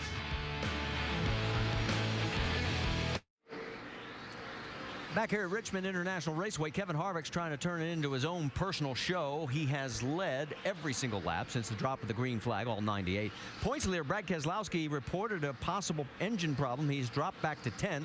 The guy that's been on the move, Elliott Sadler, he is now 4th and only 2.4 seconds behind the race leader. And, of course, Kyle Busch still looking to make history if he could win tonight in the pink car. Rusty, you were noticing something from down there in the pit studio? I'll tell you what, guys, I'm noticing something big time. If this was the old car, you see the front brake rotors on fire. But this car has got such a big rear spoiler on it. When these guys get out of the throttle, these cars are decelling all by themselves. They're slowing down much quicker than the older car. And because of that, these drivers are not using as much brake. If you take a look at most of the brakes on the good cars, I don't see the redness like I used to see. Also, all these speeds. Top 20 cars are running at almost identical speeds. It's amazing how close the times are on these new cars. Rusty, I agree. I'm sorry, but I agree with you on that brake heat. I don't see it in near as many cars as usual. I see the 21 car of Boyer. His rotors at times have been pretty red, but that's the only car I've really noticed it on. Yeah, and I think one thing in talking to these guys yesterday about their cars, they've had to back the corner up some. They're not able to charge the corner. They don't have the downforce, but they've got this spoiler, and I think all of that's making it work to their advantage by being able not to have to use the brakes as much and have the problems we've seen in the past. Yeah, and hey guys, let's talk strategy. You know, you've got guys like Elliott Sadler and Eric Almirola who have come up all the way from the back now on these new tires. You got the leaders ready to pit. Now, if you're Sadler and Almirola, do you let them pit and only wait a couple laps before you pit so they can't get that far out ahead of you? I'm thinking if I'm Elliott Sadler's crew chief, I'm going to let those guys pit, and in a couple laps I'm going to pit right behind them so I don't lose that distance. I'm racing that 33 car for the win now. Yeah. Oh, contact right there. But I do agree with you, Ray. I'd be right there with them. I wouldn't let them get too far out ahead of me on their fresh tires. I'd take the advantage that we've gained so far and then just change tires with them. Boy, Kyle Busch almost got into Mark Green, locked the brakes up big time. Yeah, he did. As we look right up ahead of there, Clint Boyer has pretty much caught Kevin Harvick now. As you see, Elliott Sadler has caught Kyle Busch after that little episode, and he's going to take that third spot away. Here he comes. So, man, the guy that has been on the move like a rocket ship has been Elliott Sadler. Eric Almirola has also moved into the top 5. I destroyed the left front tire. Let's go back and show you what happened here. Okay. Yeah, he thought he was going to have the inside there. Mark Green moved down and took that away. You could hear Kyle say that he's destroyed that left front tire. He just had to lock it up to keep from running over him. Well, the good news is he's going to change that left front tire here in just a few laps, so it shouldn't hurt him too bad. As long as it doesn't blow before that time. Harvick's got 2 cars in front of him. That is going to allow Boyer to close up. That's Darnell in the 16, the 23 of Paulman Presley. Sadler's got both of them in his gun sights. He's looking for the lead. You got to remember, Darnell and Presley, they're the last 2 on the lead lap. They do not want to go a lap down. And Darnell has now got his hands full because here comes Harvick underneath. So he is now a lap down. Darnell is in 25th position. And we're getting on the upper limit now what these cars can run on fuel, so there won't be too many more laps. You'll see them on pit road. Yeah, that 21 car is really the only one that I'm seeing the rotors really glowing. We heard them tell him to adjust some front brake into that thing because of the looseness he was having. So that may be that, but he's obviously running very well. But he's going to lose that second spot to Elliott Sadler here now. Whatever Pops did besides just put those tires on, because they obviously made some other changes to that race car, it has worked. Nothing works better than those new tires. I can tell you that. Boy, that makes makes the driver out of you for sure. But Elliott Sadler, I think this car benefits his driving style some too, and knowing working with Elliott over the years, he's not one to charge the corners. He backs the corner up and gets to the gas sooner, and I think that's really working to his advantage. Jamie? Well, you guys on the 88, besides the 4 tires, believe it or not, all they did was go up a half round on the track bar. So that's a lot of driver. Let's go over to Doc. Carl Edwards' car has been tight in the middle of the corner. They expect it to loosen up from the middle off. That has not happened. It has actually gotten tighter. So a half around on the track bar, 4 tires. They'll top it off with Sunoco fuel. Carl said the car, I'm getting killed from the middle of the corner off, but I am just so tight. 00 Ryan Newman in, the young man who said he was sort of lost yesterday. Got a lot of help from Trevor Bain. They also have a situation with a very loose race car. Young man making only his 3rd ever start. Jamie.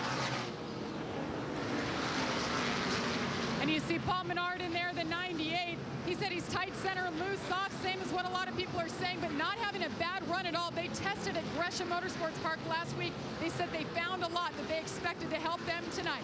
And your leader, Kevin Harvick, in the 33. You see Kyle Busch in the pink car pit right behind him. In the 33, the car has been perfect. No adjustments to be made on this race car. Just 4 fresh tires. They have been thrilled since they unloaded this race car. Happiest in the garage of any crew chief I talked to. So they want to continue their domination, Doc. Well, contact. Clint Boyer hits the right front tire carrier for Kelly Byers. Knocks a tire out of his hand. He is okay. Now, Boyer pointed in his pits. 4 tires. 1 round down on the track bar. Boyer says, I am loose in and loose off. A lot of steam and water coming out of the front of Boyer's car. He's down and away. Green flag pit stops continue. You see the 26 of Parker Kligerman also coming in. And let's send it for Trevor Bain stop. Vince. Trevor Bain in the 99. He's had a pretty good race car in the early stages of the run, but it has just continued to get loose and more loose. They're going to put on 4 fresh tires. They've been very patient with him. He's had some good runs, and Jerry Baxter knows he's dealing with a 19-year-old on a very tight track. Jamie Little. And the 22 had a problem getting in around his teammate. Parker Kligerman in the 26. You see him sideways there, but he is inside the box. 4 tires, remember, he has been going backwards, not happy with something under the hood. Feels like there's a problem with the motor or components there within, but 4 tires right now. You see him making a chassis adjustment. Wow, that was a close one. Let's see the replay on the 22 and what happened exactly to Brad Keselowski when he came in.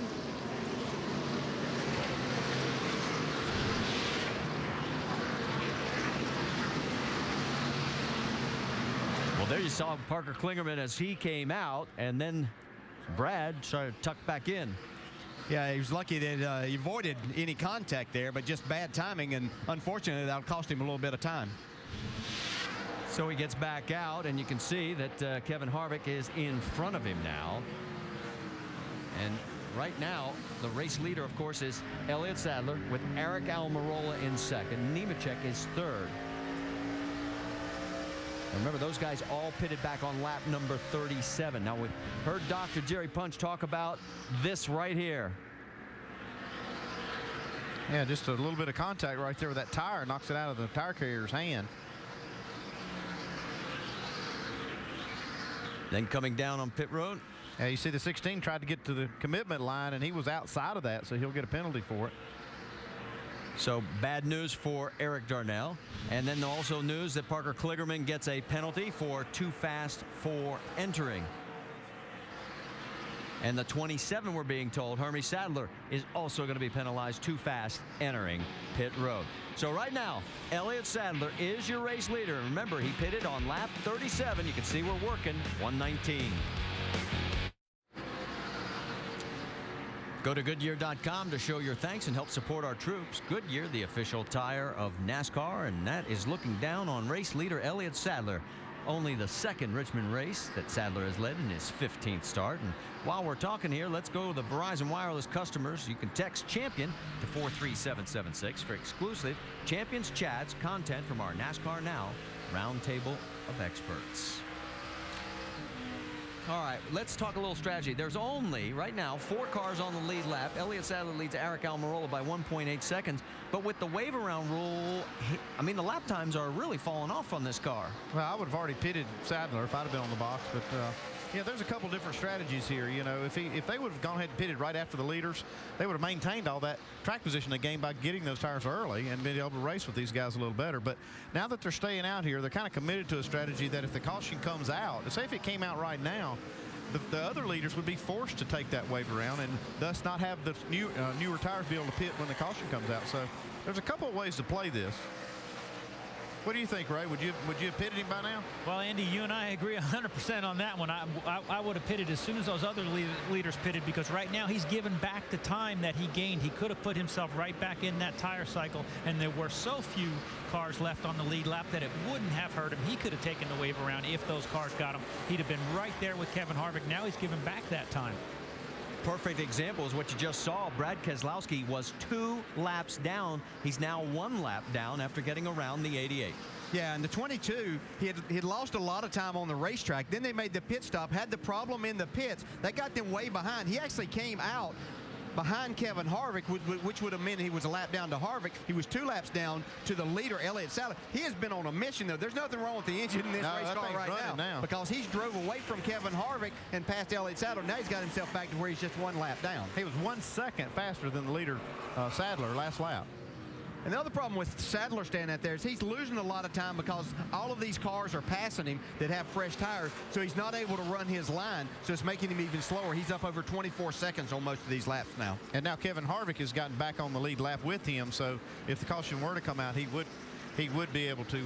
Well, here comes the leader right now. Well, he listened to you guys. Yeah, I've been watching TV down there. There's Elliott Sadler making his way down, heading towards Jamie Little. And Pops just made the call. He said pit now for 4 tires. That 88 machine has just come to life. They were scratching their heads yesterday, didn't know what direction to go, and they have just done an amazing job. So we'll see if this strategy pays off for him. See him filling it up with Sunoco fuel there. Around to the left sides. Have to get their pit stops perfectly here. Keep their fingers crossed. If this works out, clean off the grill, down and away, 14.1. Not bad for this 88 team.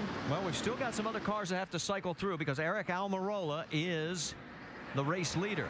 Now Ryan Newman, who was third, has now pulled down onto pit road, and he's heading your way, Vince. Yeah, well, they were staying out as long as they could, hoping for a yellow to keep that track position. Not happening. Instead, they've just been battling loose throughout the course of the night, making an air pressure adjustment, 4 fresh Goodyear tires and Sunoco fuel for the one of Ryan Newman. Dave Burns. Kenny Wallace is on pit road. The car had been running in the top 20 most of the night, but of course, as they pitted on lap 35 early on, they were able to stay out a little bit longer here. Not really too bad of a balance issue at all for Kenny here tonight at Richmond. Vince? The 7 of Eric Almirola started 21st. He drove his way all the way up. Remember, they had already pitted once before, so they had the benefit of the fresh tires. He felt like they were getting off the corners very well during the length of their run. They just needed to turn better. But otherwise, okay. 4 fresh tires and fuel for Eric Almirola. And as he pulls back out, look at this battle going on with the 18 and the 66. Kyle Busch in front of Stephen Wallace. Stephen Wallace is just 1 lap down there. Kyle is shown in second position. Stephen is 1 lap down, is 17th. Now, let's reset it for you because Kevin Harvick is back in front of this race. Kyle Busch is shown in second, Boyer third, Edwards fourth, Hamlin is fifth, and now Sorensen moves up to 6th. And Shelby Howard, who was out there, is finally in. Vince? Yeah, he's the last guy on the cycle. Says the car's just a tick loose, but otherwise it's pretty good. 4 tires, no changes for this team. They're just going to fill it up, give him a clean view out the front window, and push off to 70. And while he comes back out, good news for Brian Scott fans. The 11 is also coming back out from the garage area. They have finally made those repairs, and he'll be back out on the track. Just to give you an idea of what these crew chiefs were talking about, and they were exactly right. Elliott Sadler stayed out there. He comes back out here 14 seconds behind Kevin Harvick. And we saw Harvick try the same thing last week at Atlanta. Got him behind. I know what they're thinking is, hey, we see all these cars, we have a lap down. But with today's rules, the wave around and all of that stuff, things just don't work the same. I think you're going to have to look at it a little different. And here comes the 88 car. I mean, he was passing Harvick before he came in to make his pit stop. Well, and your point to last week. Remember, Harvick had an 8-second lead, stayed out. It turned into a 12-second deficit. Right now, Harvick is in front. And guess where Elliott Sadler is?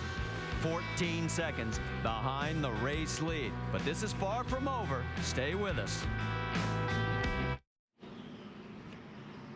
Been a long night for Mike Bliss. He was 23 laps down. They were soldiering on in 38th position, and our third caution just came out as a result of this big puff of smoke.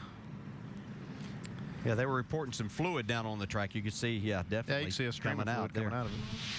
What it means, Stephen Wallace is going to get the free pass. He'll get back on the lead lap. That'll give us 14 cars now on the lead lap. There is a look at Stephen. Brad Keselowski's in 13th. And our race leader is Kevin Harvick. We had 3 different leaders right now. Harvick's led 120. Then Elliott Sadler had 20 laps out front. And here we go with pit stops, and let's send it to Dave Burns. During that round of green flag pit stops, Denny actually gained 3 positions through their stop, so that was great for the 20 team. This time getting tight just a little late, a little bit loose in. They want an air pressure adjustment and another chassis adjustment for Denny. Doc? Boyer, same as before, loose in, loose off, 1 round down on the track bar, 4 tires, little air pressure change in the front. Jamie. Kyle Busch, they made a wedge adjustment last time, said it was better on the front and rear grip, so they're doing that again. Wedge adjustment, 4 tires and fuel. Kevin Harvick on the lower left-hand side of your screen, 4 tires and fuel. No adjustments for that car that is dominated, but you see the 18 got out before the 33, guys. Our nationwide insurance race off pit road, and you're right, Jamie. Kyle picks up 1, Harvick loses 1. Everybody took 4 tires in this group that did come in. I'll tell you, Kyle Busch's team just does an incredible job down there every week. I mean, they had the fastest pit stop that round, gained a spot on Harvick. Now, obviously, some split strategies right now. As we go on board, it's hard to miss Kyle. Stephen Wallace, after getting back on the lead lap, will now make his pit stop.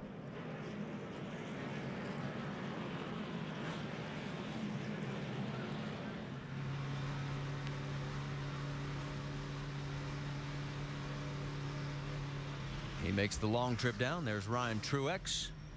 And here's the crew going to work. See a little adjustment on the track bar there. Looks like they're going down with the track bar. It must be pretty loose. They keep on adjusting it, too. They're going a good ways. It's like Elliott Sadler stayed out. He's got about 13 laps on his tires, but he stayed out that round. Right, they last pitted on lap number 130. Almirola in second pitted on lap 133, and we've completed 145. Look out, contact as we come back to green flag racing here at Richmond. Cars slipping and all sliding all over the place. And smoke now at the 21 of Boyer. Got a tire over on that left front. Kyle Busch wasted no time getting to the front. Yep. Elliott Sadler restarted on point, but Kyle Busch passed him. It's now Sadler, then Harvick. Almirola has dropped to fourth. Denny Hamlin's up to fifth. Not sure with that much smoke out of that 21 how long that left front tire is going to last there, guys. Hard to see where the damage really is, though. Trevor Bayne underneath him. Here comes Brad Keselowski trying to make it 3 wide. Oh, this isn't going to last long. Yeah, this 22 car you see coming on the inside of Trevor Bayne. Brad Keselowski. Here, Clint. Be smart. If that left front's rubbing too bad, let's get him off. Well, it's rubbing pretty bad there, Rick. There you see Kevin Harvick. Kyle Busch has opened up about a second lead over this battle. That is for second, third, and fourth between Harvick, Sadler, and Denny Hamlin. And remember, it was lap 130 when Sadler and Almirola came to pit road. 144 for Busch, Harvick, and Hamlin. What are you seeing, Rusty? I'll tell you what, guys, I don't think he's got a tire rub. I think it's some type of oil leak or something. I don't see any damage on the left front fender, and it's pouring out down the straightaways. Look at that, Andy. I don't see any tire rub at all. I was kind of like you, Rusty. I didn't see any damages. It wasn't just obvious that he had left front fender damage, but there's a lot of smoke coming out of that left front. All right, let's go back and take a look, see if our tape room has found up what may be the cause of this. You see here, they definitely had made contact right there. You just couldn't see the damage. It's evidently pushed that fender in, though, where that tire rubs when it goes in compression. Carl Edwards was on the outside of that mess as well. He lost a few spots. Richard Childress on the radio, I mean, he's concerned. He doesn't want to have a problem here tonight that, blow that tire out, maybe Clint get hurt their chances of making the chase tomorrow night. That's the big night for them. Well, there's Sadler and Almirola. Now, remember, those are the guys that stayed out. They're 5th and 6th, and Clint's trying to get around both of them. Well, what happens when that tire rubs like that, if you can run long enough without it blowing, it'll actually make its own clearance, so to speak. You see, man, right there, he blows the tire out. Well, there it goes. For that. Inside. That tire's down, guys. Whole field to come by. Yeah. Okay, come on down here. Put 4 tires on it, guys. Caution is out.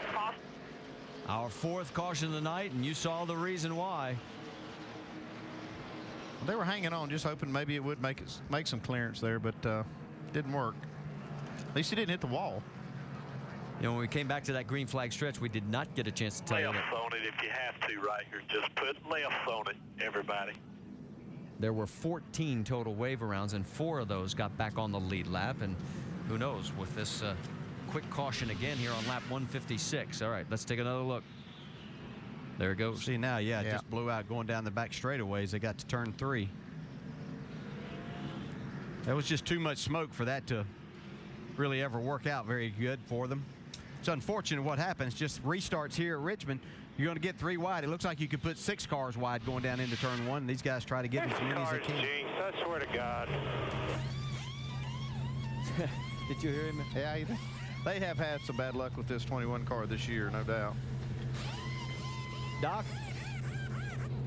They're going to put left sides only and let him go back out and get caught up. Clear that left front fender. Richard Childress basically helped direct the situation here. And Andy, you were exactly right. RC didn't want anything to happen to his driver tonight with the chase on the line tomorrow night. Left side tires, he's down and away. He will go back around, catch up to the rear of the field, and come back in to put right side tires and work on that left front fender again. And you heard him talk about the car being jinxed. Boyer's still looking for his first top 5 finish of the season, and this is his 11th start in that car. So that's the idea. And we'll be back with more here from Richmond.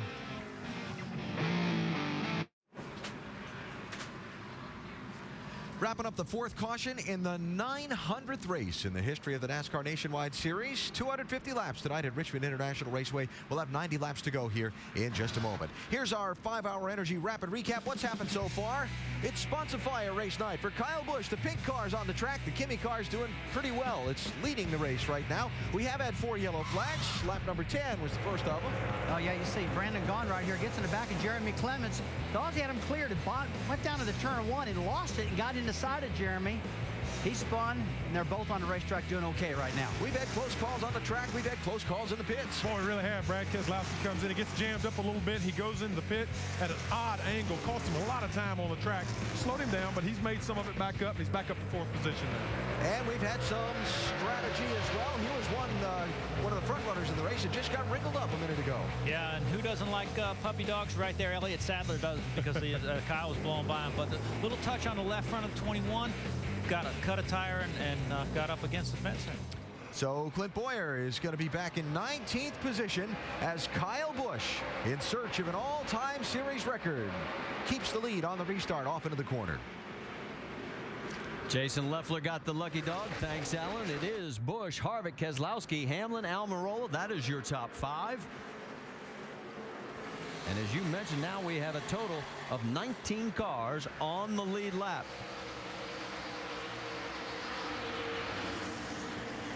Kyle looking to make history. Can he win his 11th race of 2010? Brad Keselowski says, I want to try and deny that. Goes down low. Yeah, for a man that thought he had an engine problem, this thing has come to life in this 22 Dodge. Well, I think it goes back to what you pointed out late in that run when he felt like it was slowing down. Yeah, well, they'd slowed down well over a second and a half of what they'd been running, and sometimes that's just a feel that you get that you have something going wrong, but obviously he doesn't. He's got it adjusted right and all the way to the front now. That is an amazing turnaround from where he was. Remember, at one point, he was 2 laps down here, guys, and he is now our 5th different leader. Harvick has led the most at 121. Elliott Sadler, Kyle Busch, Eric Almirola also have led this race. How about if we check in on Clint Bowyer, because he is running in 18th position, 5.9 seconds. Oh, trouble up in turn number 2. That is the 10 of Taylor Mousom, turned around into the wall. Keep rolling, bud. Keep rolling your eye. Keep rolling. Caution is out for the 5th time now. 85 laps to go. All right, question for you, crew chief. Almirola has dropped down to 6th. Sadler has dropped all the way down to 9th. Yeah. Thank you. Just wanted to know what you thought. I'd have pitted a long time ago. Yeah. I hope those drivers are hollering, too, that they want to get in there and get some tires. They know what it did for them earlier. Question is, how many tires does everybody have left? There's Taylor. It's like he just got in. I don't think he had any help there. It's just like he got into the corner a little faster than his tires would allow him to go through there.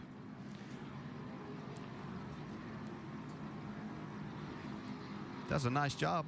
He tried to save Stand in the throttle, had to get on the brakes here finally, and just slight contact with the wall.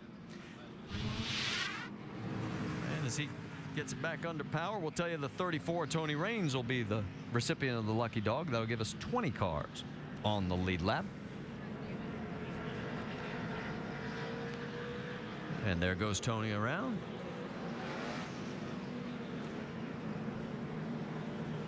So let's, we've got a moment. Let's check in with our in-race reporter, Stephen Wallace. He's running 13th, TJ. Hey, Steve, Dale Jarrett, the ESPN. You have me? Clear, man. Hey, buddy, looks like you're having a pretty good night. What are your issues with your race car? My car's been fighting really loose getting in, tight in the middle, loose off all night. We've made a few adjustments here to make it better, and we just got to keep, working on this thing, get this car better for this last set of stops. Hey, and watching, we've seen it be pretty difficult to make passes. Is it as difficult inside the car as what it looks like from here? Well, it ain't too difficult. You got a big front bumper on it, so fast ain't too hard, All right, your dad be proud of you there, bud. Good luck. As we mentioned, Stephen running 13th, right in front of his teammate Brendan Gaughan. While we've got a moment, let's talk a little bit about football because it's a monster Saturday. ESPN has 2 top-notch college games at 3:30 Eastern. It is Miami against the Ohio State Buckeyes. This has BCS championship implications early in the year. Kirk Herbstreit, Brent Musburger at 7 Eastern. Big-time coaching matchup. Joe Paterno and the Nittany Lions head to the Crimson Tide, home of Nick Saban. College football on ESPN Saturday. It's available online, on your phone. And the Miami-Ohio State game is also in 3D.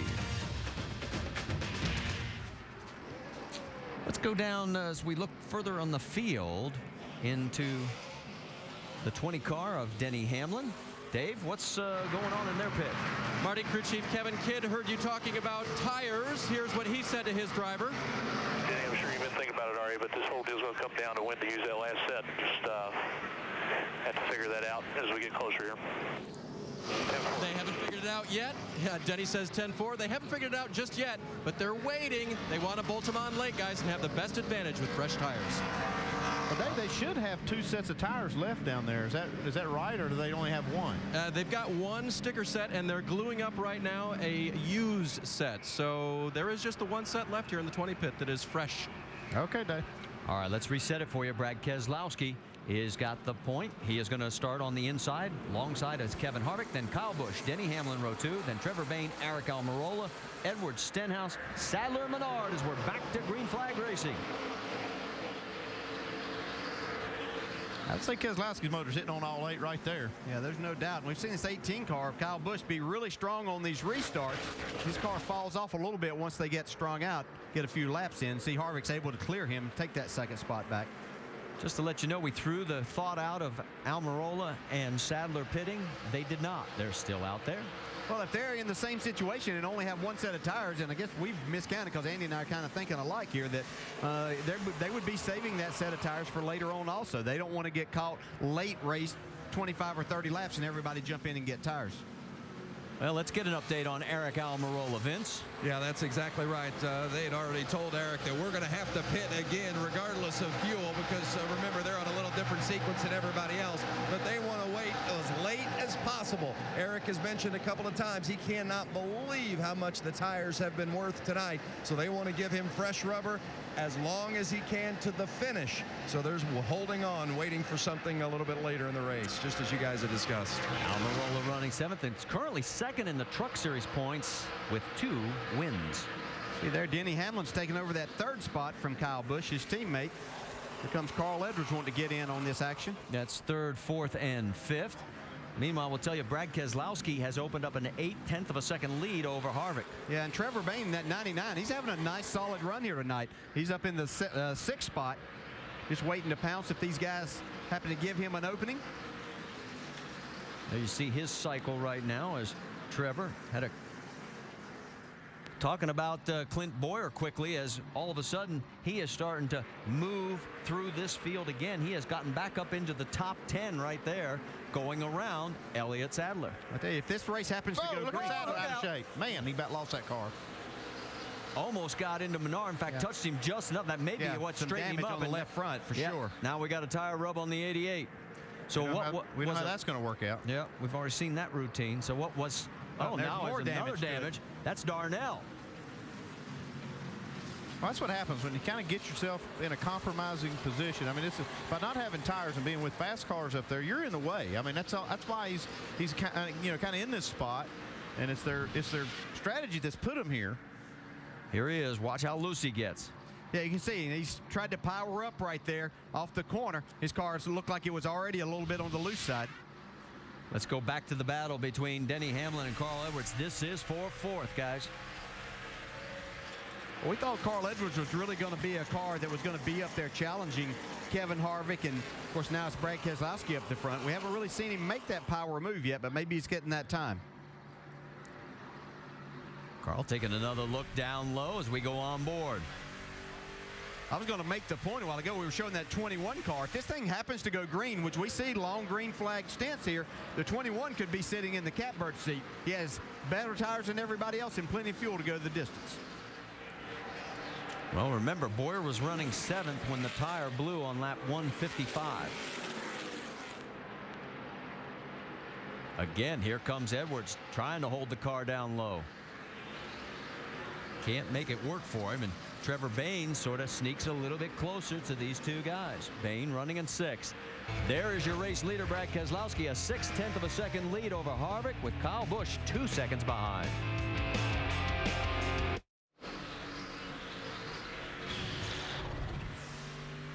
Back here at the Virginia 529 College Savings 250. Don't forget NASCAR Now, presented by 5 Hour Energy, tomorrow at 9 a.m. Eastern on ESPN2, and then also at 12:30 a.m. Eastern on ESPN2. And NASCAR Sprint Cup Series action from Richmond tomorrow night, 7:30 Eastern on ABC. We'll kick it off with Countdown starting at 7.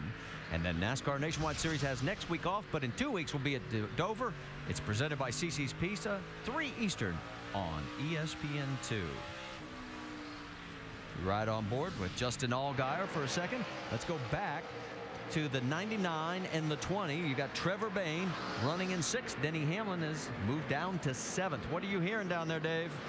Well, Marty, after we had that discussion, and we sort of discussed, there should be another set lying around somewhere, I went to Kevin Kidd, Denny's crew chief, and said, did you use up an extra set doing something like an extra qualifying practice or anything? No, we did what we always do. And when I gave kind of a puzzled look, he then wrote down for me, we only got 5 sets this weekend. And what typically happens is if it's a shorter race on a track with a little less wear, Goodyear will only sell 5 sets to them instead of the normal 6, which happens about everywhere else. That sure explains the strategy for a lot of cars now, because it was just baffling to me why a lot of these cars are staying out. But they're kind of forced to in that case, because they just don't have the tires to use up at this point, and trying to save one for that last late race caution. So let's reset it for you. Brad Keselowski is leading Kevin Harvick by 0.3 of a second. Then Kyle Busch, Clint Bowyer, and Carl Edwards round out your top 5. And as you see, Brad Keselowski, as he's on the track, let's check in with Jamie, who's caught up with his crew chief. Paul Wolf, crew chief for your leader, Brad Keselowski, right now. I know it's loud down here. Hopefully you can hear me. You guys on the radio told Brad what Kevin Harvick is doing in 2nd right now and how his line is moving around a little bit. How does that help your driver? Well, we're just searching around a little bit right now. We've been off a little bit on a long run with the Ruby Tuesday Dodge, so we've made some adjustments. Feel like we made some gains, but we just see where it comes down to at the end. I think short run, we've got a car that can win the race. We're probably gonna have to adjust on a little more for a long run. Okay, need to adjust, but the good thing is, guys, he hasn't said a word about that problem under the hood. Yeah. I think DJ hit the nail on the head. There is no problem. Yeah, I think he did too. I think that was a good observation, Dale, of how, when these tires do fall off that much in speed, that engine tune does change. Yeah, and it's probably a different car too now that they're inside there, so you get a little different sound with the way cars are built. So all of those things went to that, but he obviously doesn't have any problems right now. The 2 front runners go around the 68 of Carl Long. It's been a long night for Carl. He's 39th, 42 laps down. There's still 58 to go here.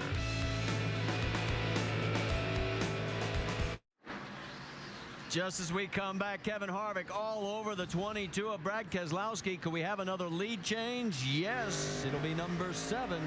And Kevin Harvick goes back into the race lead. He's already led 121 laps with 52 to go.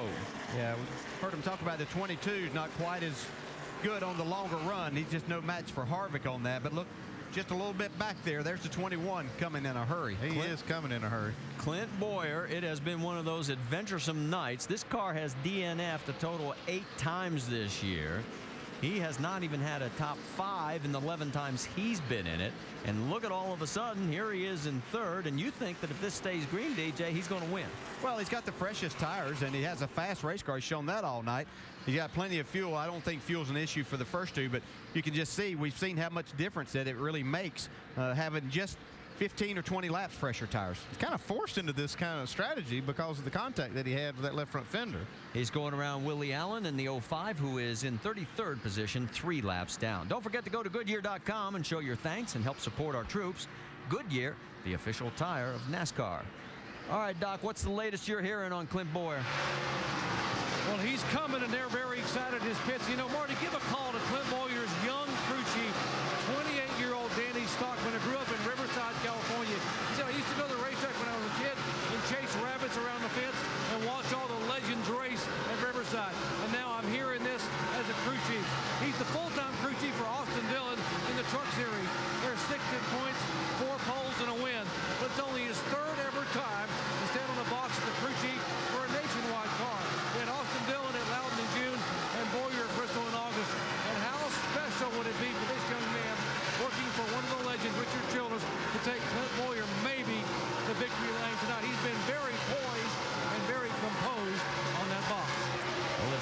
just took over second spot as he went around the 22 of Brad Keselowski, and he is closing in on Kevin Harvick. Harvick's got lap traffic in front of him right there. I can promise you that's the only team out there that's hoping there's not a late race. But there is the caution that he didn't need. Just got into the corner. Caution. Oh, my goodness. Of Brian Scott, and the caution comes out for the 6th time. What the hell is that all about? Just slid up. I guess overdrove it, trying to get his lap back. Slid up and hit us. And that is a caution that 21 team didn't need, because now with the limited sets of tires they have, they don't have any fresh tires to put on the 21, and the other cars do. So, man, he needed that race to run out green. So, man, the stories continue to turn. He was just getting ready to make some chicken salad out of chicken fingers till this happened. Wow, that's unfortunate. I can't believe Yeah, that. he just slid up. Looked like he just got in the corner a little bit hard. Yeah, you can see him lose. Actually, he got loose right there and had to correct it. Just that one little twitch of the steering wheel. Man. Yeah, really unfortunate. Too bad for Brian Scott. Yeah, we're talking about Boyer. Yeah, it's really unfortunate. He was just trying to finish out after having a bad night, too. Yeah, Brian's 30 laps down. Remember, he had that engine problem, the oil problem, putting behind the wall early in this race. Doc? Now, remember when the 21 came in with that cut left front tire, they took all 4 tires off and changed them. That's why he made the move to the field. They took the right side tires and re-glued them back up, so he has right side tires that have 13 laps on them, but they're going to maybe put an older left side set back on to try to help him a little bit. They won't be matched up, and that could be a bit of a problem, Andy, from a crew chief standpoint and DJ from a driver standpoint about putting tires on that have a different number of laps on right versus left. Yeah, this is nothing good about this for them. I mean, they're going to make the best of it, what they've got, but the other cars have fresh tires, and the worst thing that happens is that caution come out. And, you know, they brought it out. Yeah, it's just going to be demoralizing as a driver that you get in this situation. You had a really good situation there, and then one slight mistake puts you behind the 8 ball here for the rest of the race. Well, we're about to find out. 2 tires going to make it tighter.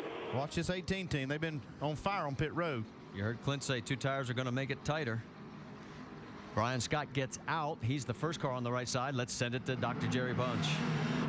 Well, you heard the 2-tire concern. He said, okay, we're going to go ahead and put 4 tires on it. We don't want it to be even tighter than it was. And so Clint Boyer now will have his hands full.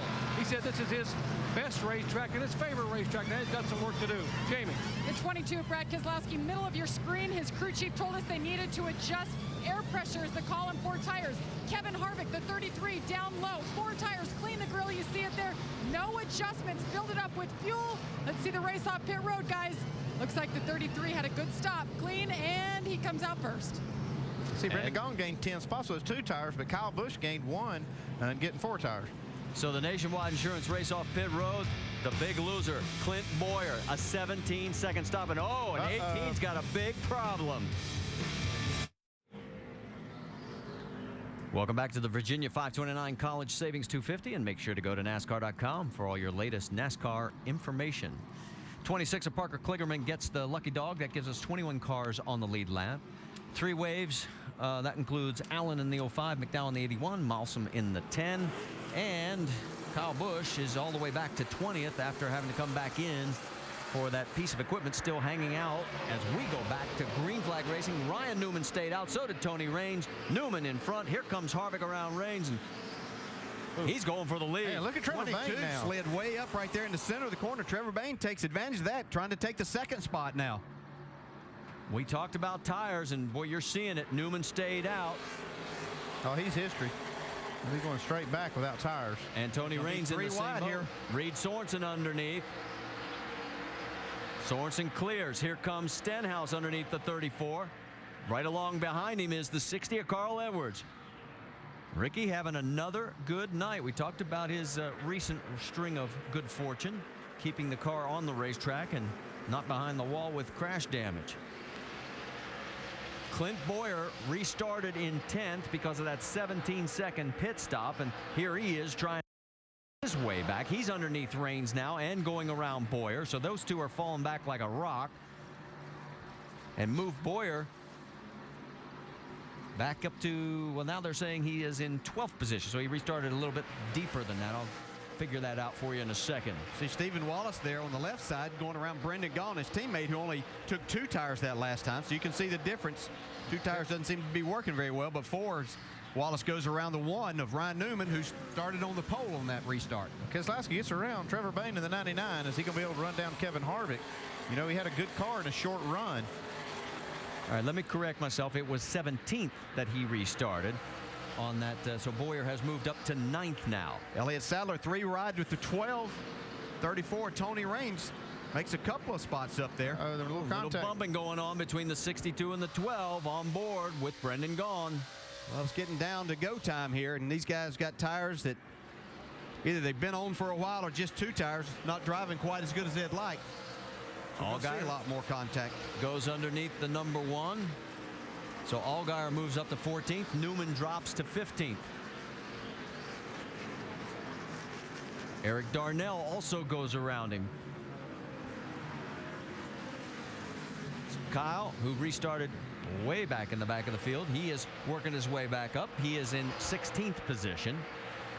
On the right side, there is the battle between the 6 of Stenhouse and the 32 of Reed Sorensen. On the left side, don't forget about Kyle Busch. He has won 3 times in 2010 after being penalized. Let's go back up front, check in on the race leaders. Harvick leading Keselowski. It looks like Harvick maybe made an adjustment on their car too to make it better for these short runs, because we saw Keselowski the last run just kind of blast away. Not able to do that this time. He's kind of closed up a little bit on Harvick, but can't get right to the bumper. Yeah, it looks like Kevin's car is back more like it was at the beginning of the race, where he was just right on that bottom, really dominant, good drive off the corner.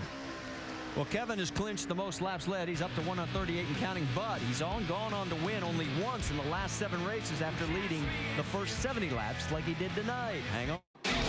NASCAR Nationwide Series at Richmond is brought to you by Nationwide Insurance. Enter this code at codespotter.com for a chance to win a Roush Ford Mustang. And Verizon. The signal is yours. Wield it to transmit anything you want. Verizon. Back here at Richmond International Raceway, where we have 26 laps to go. Kevin Harvick is our race leader. Brad Keselowski's right behind him as the points leader, padding his lead even more. Elliott Sadler is now 11th after having some great strategy, and then followed that with, well, what our analysts both agree was not so great. But he did still manage to pick up 20 positions so far. But right now, all eyes on Kevin Harvick, because he's starting to stretch this lead, guys. It's up to 0.7 of a second. Yeah, he looks like that. I don't see Brad Keselowski coming back unless we have another caution and a restart or something of that nature. Looks like Harvick has this kind of in his hands right now, but he's going to have a lot of traffic to deal with. Battle for 12th between 3 cars. Leffler in the 38, Allgaier and Kyle Busch, as Kyle is trying to fight his way back to the front after the penalty. You can see just a little contact there between Allgaier and Jason Leffler. Kyle Busch is just looking for somewhere to go. Yeah, it's all for position. The patience meter may be running thin here, because we're down to 23 laps to go.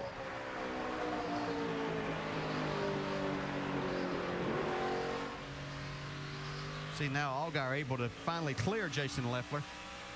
See if Kyle Busch can sneak in underneath. Almost a little contact there. Just a little, but he does clear Leffler. So now Kyle moves into the 13th position. Still a long way to go, though. He is 9.5 seconds behind the race lead, down to 22 laps.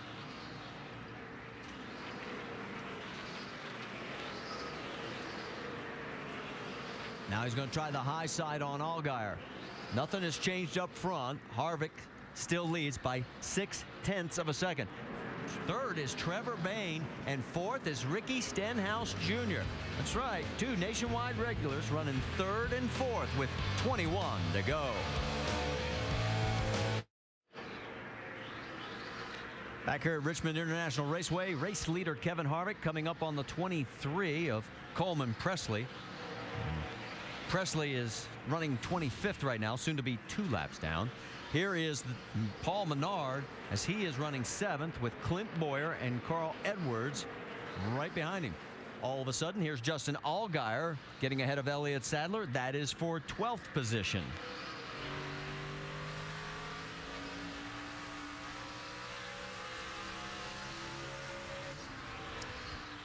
Let's go back up front. There is the difference between first and second. Harvick has a half a second lead over the 22 of Brad Keselowski. Then a little bit further back, about 2 seconds more, is Trevor Bayne and Ricky Stenhouse. And Vince, get us an update. Well, these two young guys are having great runs tonight. First of all, the 99 of Trevor Bayne. One of the things that has made a big difference with him of late has been the presence of veteran driver Johnny Benson, who is helping him out as a driver coach. And he's helped them with 2 key items this weekend. As you see, crew chief Jerry Baxter there on the right side of the screen. One of the areas is that they've gotten Trevor to back up the corner. He says it feels like he's going in so slow, but it's really made a difference on the center and the exit. And then the exit of turn 4, trying to keep the car down a little lower. Those are 2 things that Benson has suggested, and it's made a big difference for Trevor Bayne this weekend. Now, right behind him is the 6 of Ricky Stenhouse. And these guys, you guys have talked about earlier, he's had some troubles early in the season, but he's had 3 top 10s in the last 9 races, and it looks like for sure he's going to get another one tonight unless disaster strikes. They have not made a chassis adjustment on that 6 car all night. So credit crew chief Mike Kelly for giving him something to work with, and Stenhouse has done a great job in doing it. Ricky's coming off that 10th place from Atlanta, as you mentioned, and Bayne, he actually ranks 3rd in points earned over the last 13 races. Yeah, Stenhouse had a great run in this new car, and the first time out at Daytona, finishing 3rd down there, so he's kind of finding this new car to his liking. And he finished 13th the second time out at Michigan. On the left side of your screen, you saw Clint Boyer. He is now back up to 7th ahead of Paul Menard and pulling away from those 2. But he's running out of laps like a lot of guys, 10 to go. He's doing a good job with what he's got to work with, having to make that stop because of that damage, and then having to put these tires on with laps on. I mean, he's done a good job to get up as far as he's gone. Well, he's chasing the 20. He's got to get 2 more. Remember, we talked about the fact he has had 0 top 5s in this car in the 11 starts that he's had in it this year. I think a great thing that we've seen, though, we've wondered about exactly what this car may do for the competition. And we see, Bayne up there, Stenhouse Jr., Reed Sorensen. So we're seeing different names up there inside this top 5. Yeah, we've still got 2 guys up the front with Harvick and Keselowski. Is part of that what we talked about, the new car? I think it is for sure. I mean, this new car is definitely different, and it's, kind of even the playing field out. Nobody's got notes on it, and got some new faces up front. Yeah, and this race isn't over up front yet. As you can see, the 22 closing in. And here comes Reed Sorensen getting closer to Ricky Stenhouse. Sorensen, this is for position. He's running 5th right now. Dave? And Marty, he's been outside the top 10 a lot of the night. Not very flattering comments about his race car. In fact, the last time, front end shatters a lot more loose. Well, crew chief Trent Owens gave him a track power and air pressure adjustment. It seems to have really helped. He restarted 9th and has driven his way forward. One thing he did say earlier, that outside line in the restart, not our best friend. He restarted on the inside this time and made some ground. Thanks, Dave. Now, Brad Keselowski trying to close down. It's down to 0.3 of a second as you go on board with Brad. Well, we heard Paul Wolf say that they needed to make an adjustment on that car to make it a little better in the longer run. Maybe they did that, and it looks like it's kind of coming to life, Jamie. Yes, and they made an air pressure adjustment to help it out. But the thing is, 15 laps ago, Brad came on the radio and told Paul Wolf, I'm saving a little bit. Paul Wolf just told him 1 lap ago, anything you got, go for it. We've got about 10 laps to go, guys, and he is closing. And here comes lap traffic. Now, remember, Harvick has won 6 of the last 7 races after leading at least 100 laps, including Richmond in 2006, which was his 4th win here at Richmond. And look at all this traffic. Here we go. This is going to get interesting here now. Harvick's going to try and split the middle. Now he tucks down low. Well, he likes that bottom side, though. That's where he really wants to be. Keselowski right behind him. That's Hermie Sadler. He's multiple laps down. Keselowski dive into turn 1. Michael Annett in front of both of these guys. Annett trying to stay on the lead lap. He is the last car, 20th position on that lead lap. Man, Harvick did a great job to thread the needle there. Man, he sure did. But here comes Keselowski. He's going to try to make another run on the high side. See right there, Kevin having a little tough time. Yeah, this is where Annett, you want to stay on the lead lap, but you got to yield to the leaders here. Here comes Keselowski. 2 laps to go. Harvick hanging on. Oh, he gets Harvick's out of shape. Can Keselowski take advantage? Harvick dove down in. Oh, he locks it up. He had to do that to keep him running into him. Man, you don't think these guys are driving hard? Man. White flag out. 3/4 of a mile to go. Who's going to win this one? Harvick has led the most laps tonight, 169 of them. Keselowski was 2 laps down at one point in this race, has come back with a tremendous run, and he's going to try the high side. Here we go. Hang on. Here's his shot if he can get the run up there. Oh, he slides it. Oh, no, he's not going to make it. What a finish. Harvick over Keselowski. Third place goes to Trevor Bayne. Ricky Stenhouse, a great finish for him. Dana's having. Hamlin, Boyer, Menard, Kyle Edwards, 6 through 10. What a great run, guys. That was a great finish. Guys, good job. Keselowski won back here in the spring with a last lap pass, if you remember, over Greg Biffle. He almost did it again. You see right here, coming off turn 2, and here you get Harvick completely out of shape. It looks like he's going to take advantage of it, and then Keselowski overdrives the corner, getting into 3. Yeah, and Harvick, he was going to give him a little bit of room, but that's farther down in that corner. He had driven it all night. Keselowski did the right thing right there, but he wanted to get beside him.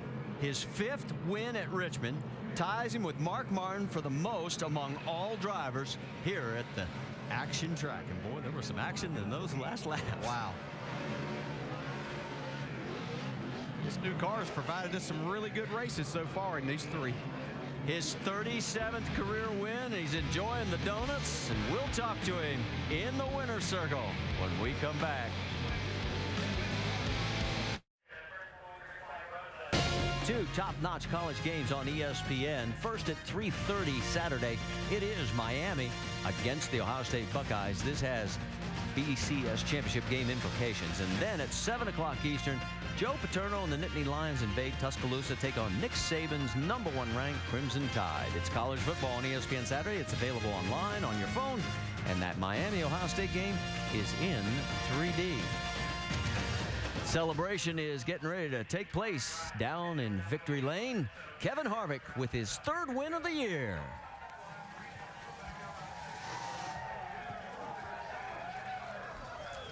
Hey, Jamie, last time he did this was 06. He went on the next night to win the Cup race. Let's talk to him. Yes, he did. 4 years now. Wow, that was quite a celebration. Confetti everywhere and all kinds of stuff flying through the air.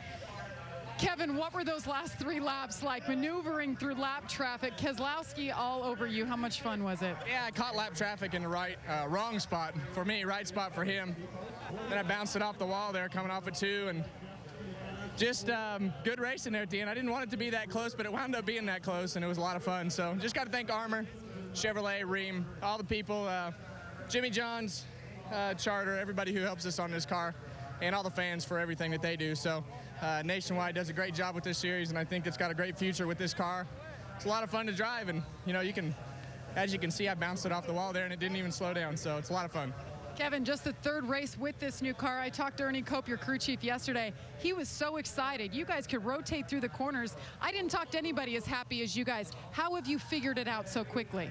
Well, this is the future of our company, so we put a lot of effort into this program, knowing that all the other cars were going to go away and knowing that we had to be good with this car. But RCR has been a big part of this as well, with the engines, all of their chassis, all their engineering and aero guys have been kind of everybody's been working together. So I feel like we got started on the right foot. Usually when you get started in the right direction, you can keep it going that way. Last time you were in Victory Lane here in the Nationwide Series 2006, you swept the weekend. How's your car for Cup tomorrow? I think our car's pretty good. It's going to be a little bit different race. The forward drive goes off of those cars pretty fast, and you got to kind of gear up for that. So it's a different style of race, but I think our car's pretty good. Well, he's the points leader there, so it's just a fun weekend for Kevin Harvick. Marty? Hey, Brad's pretty good in this new car. Also, remember, he won at Michigan. He finished 2nd. Trevor Bayne ties his career best with 3rd, and Ricky Stenhouse has his 3rd top 5 and 4th. Stay with us.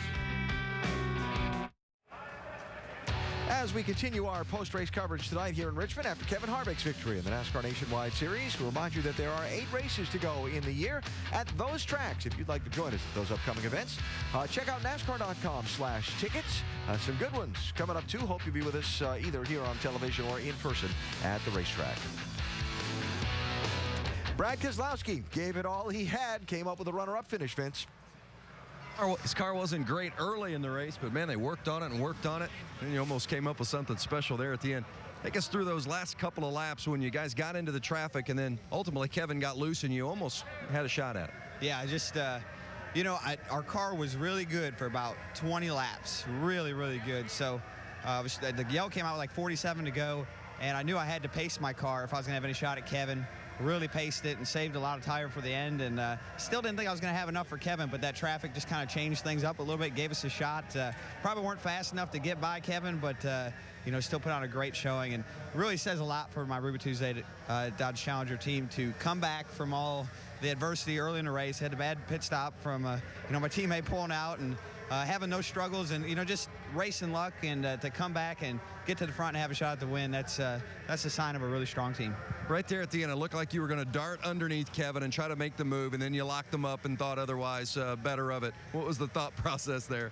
Well, you know, it really surprised me because I backed the corner up to make sure I didn't hit Kevin. I got a lot of respect for him, and I didn't want to hit him, and I actually backed the corner up, and it still locked him up. So that was kind of weird, but it was a great finish. I really enjoyed it. I could see the fans up in the grandstands jumping, so that even got me excited a little bit. But, you know, these cars look really good. Put on a great show today, and I think NASCAR's going to be really proud of it.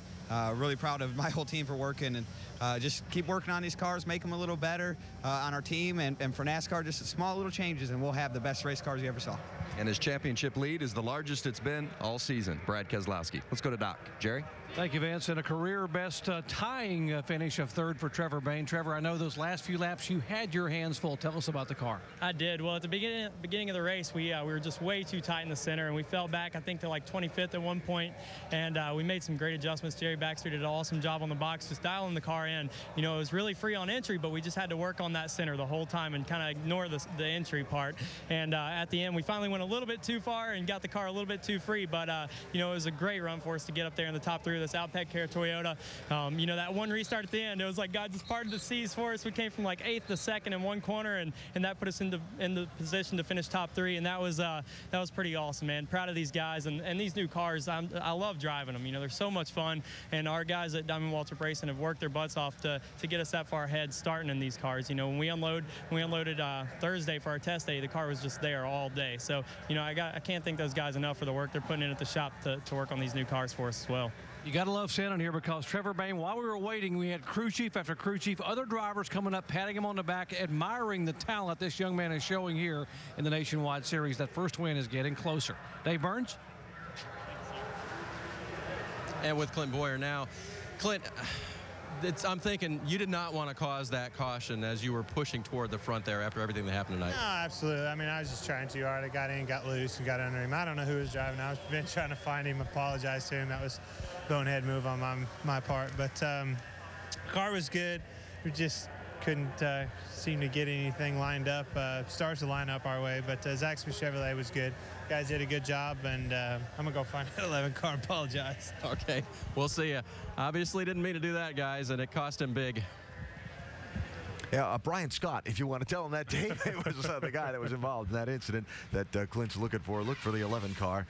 And Boyer wound up finishing tonight a disappointing 7th. Well, we said on NASCAR Countdown to start tonight, there were so many unknowns going into this race, the first time on a short track for the next generation car. Tell me some of what we know now. One thing we know now, these cars run a lot closer together than the old car. The speeds that I saw today were much, much tighter than the old car. It was amazing what I got to see. And also now the teams have got a pretty good notebook of what to expect when they come back to a shorter racetrack. Yeah, and we saw the talented guys. Obviously, the cream rose to the top, but we saw an even playing field for throughout much of the race with a very durable race car. We did, and I was going to say that creates opportunities. It's definitely created opportunities, but we did see that tires were a big difference. Yeah, absolutely they were. Speaking of opportunity, Reed Sorensen and the opportunity for a good run tonight, and he paid off with a 5th place run, Vince.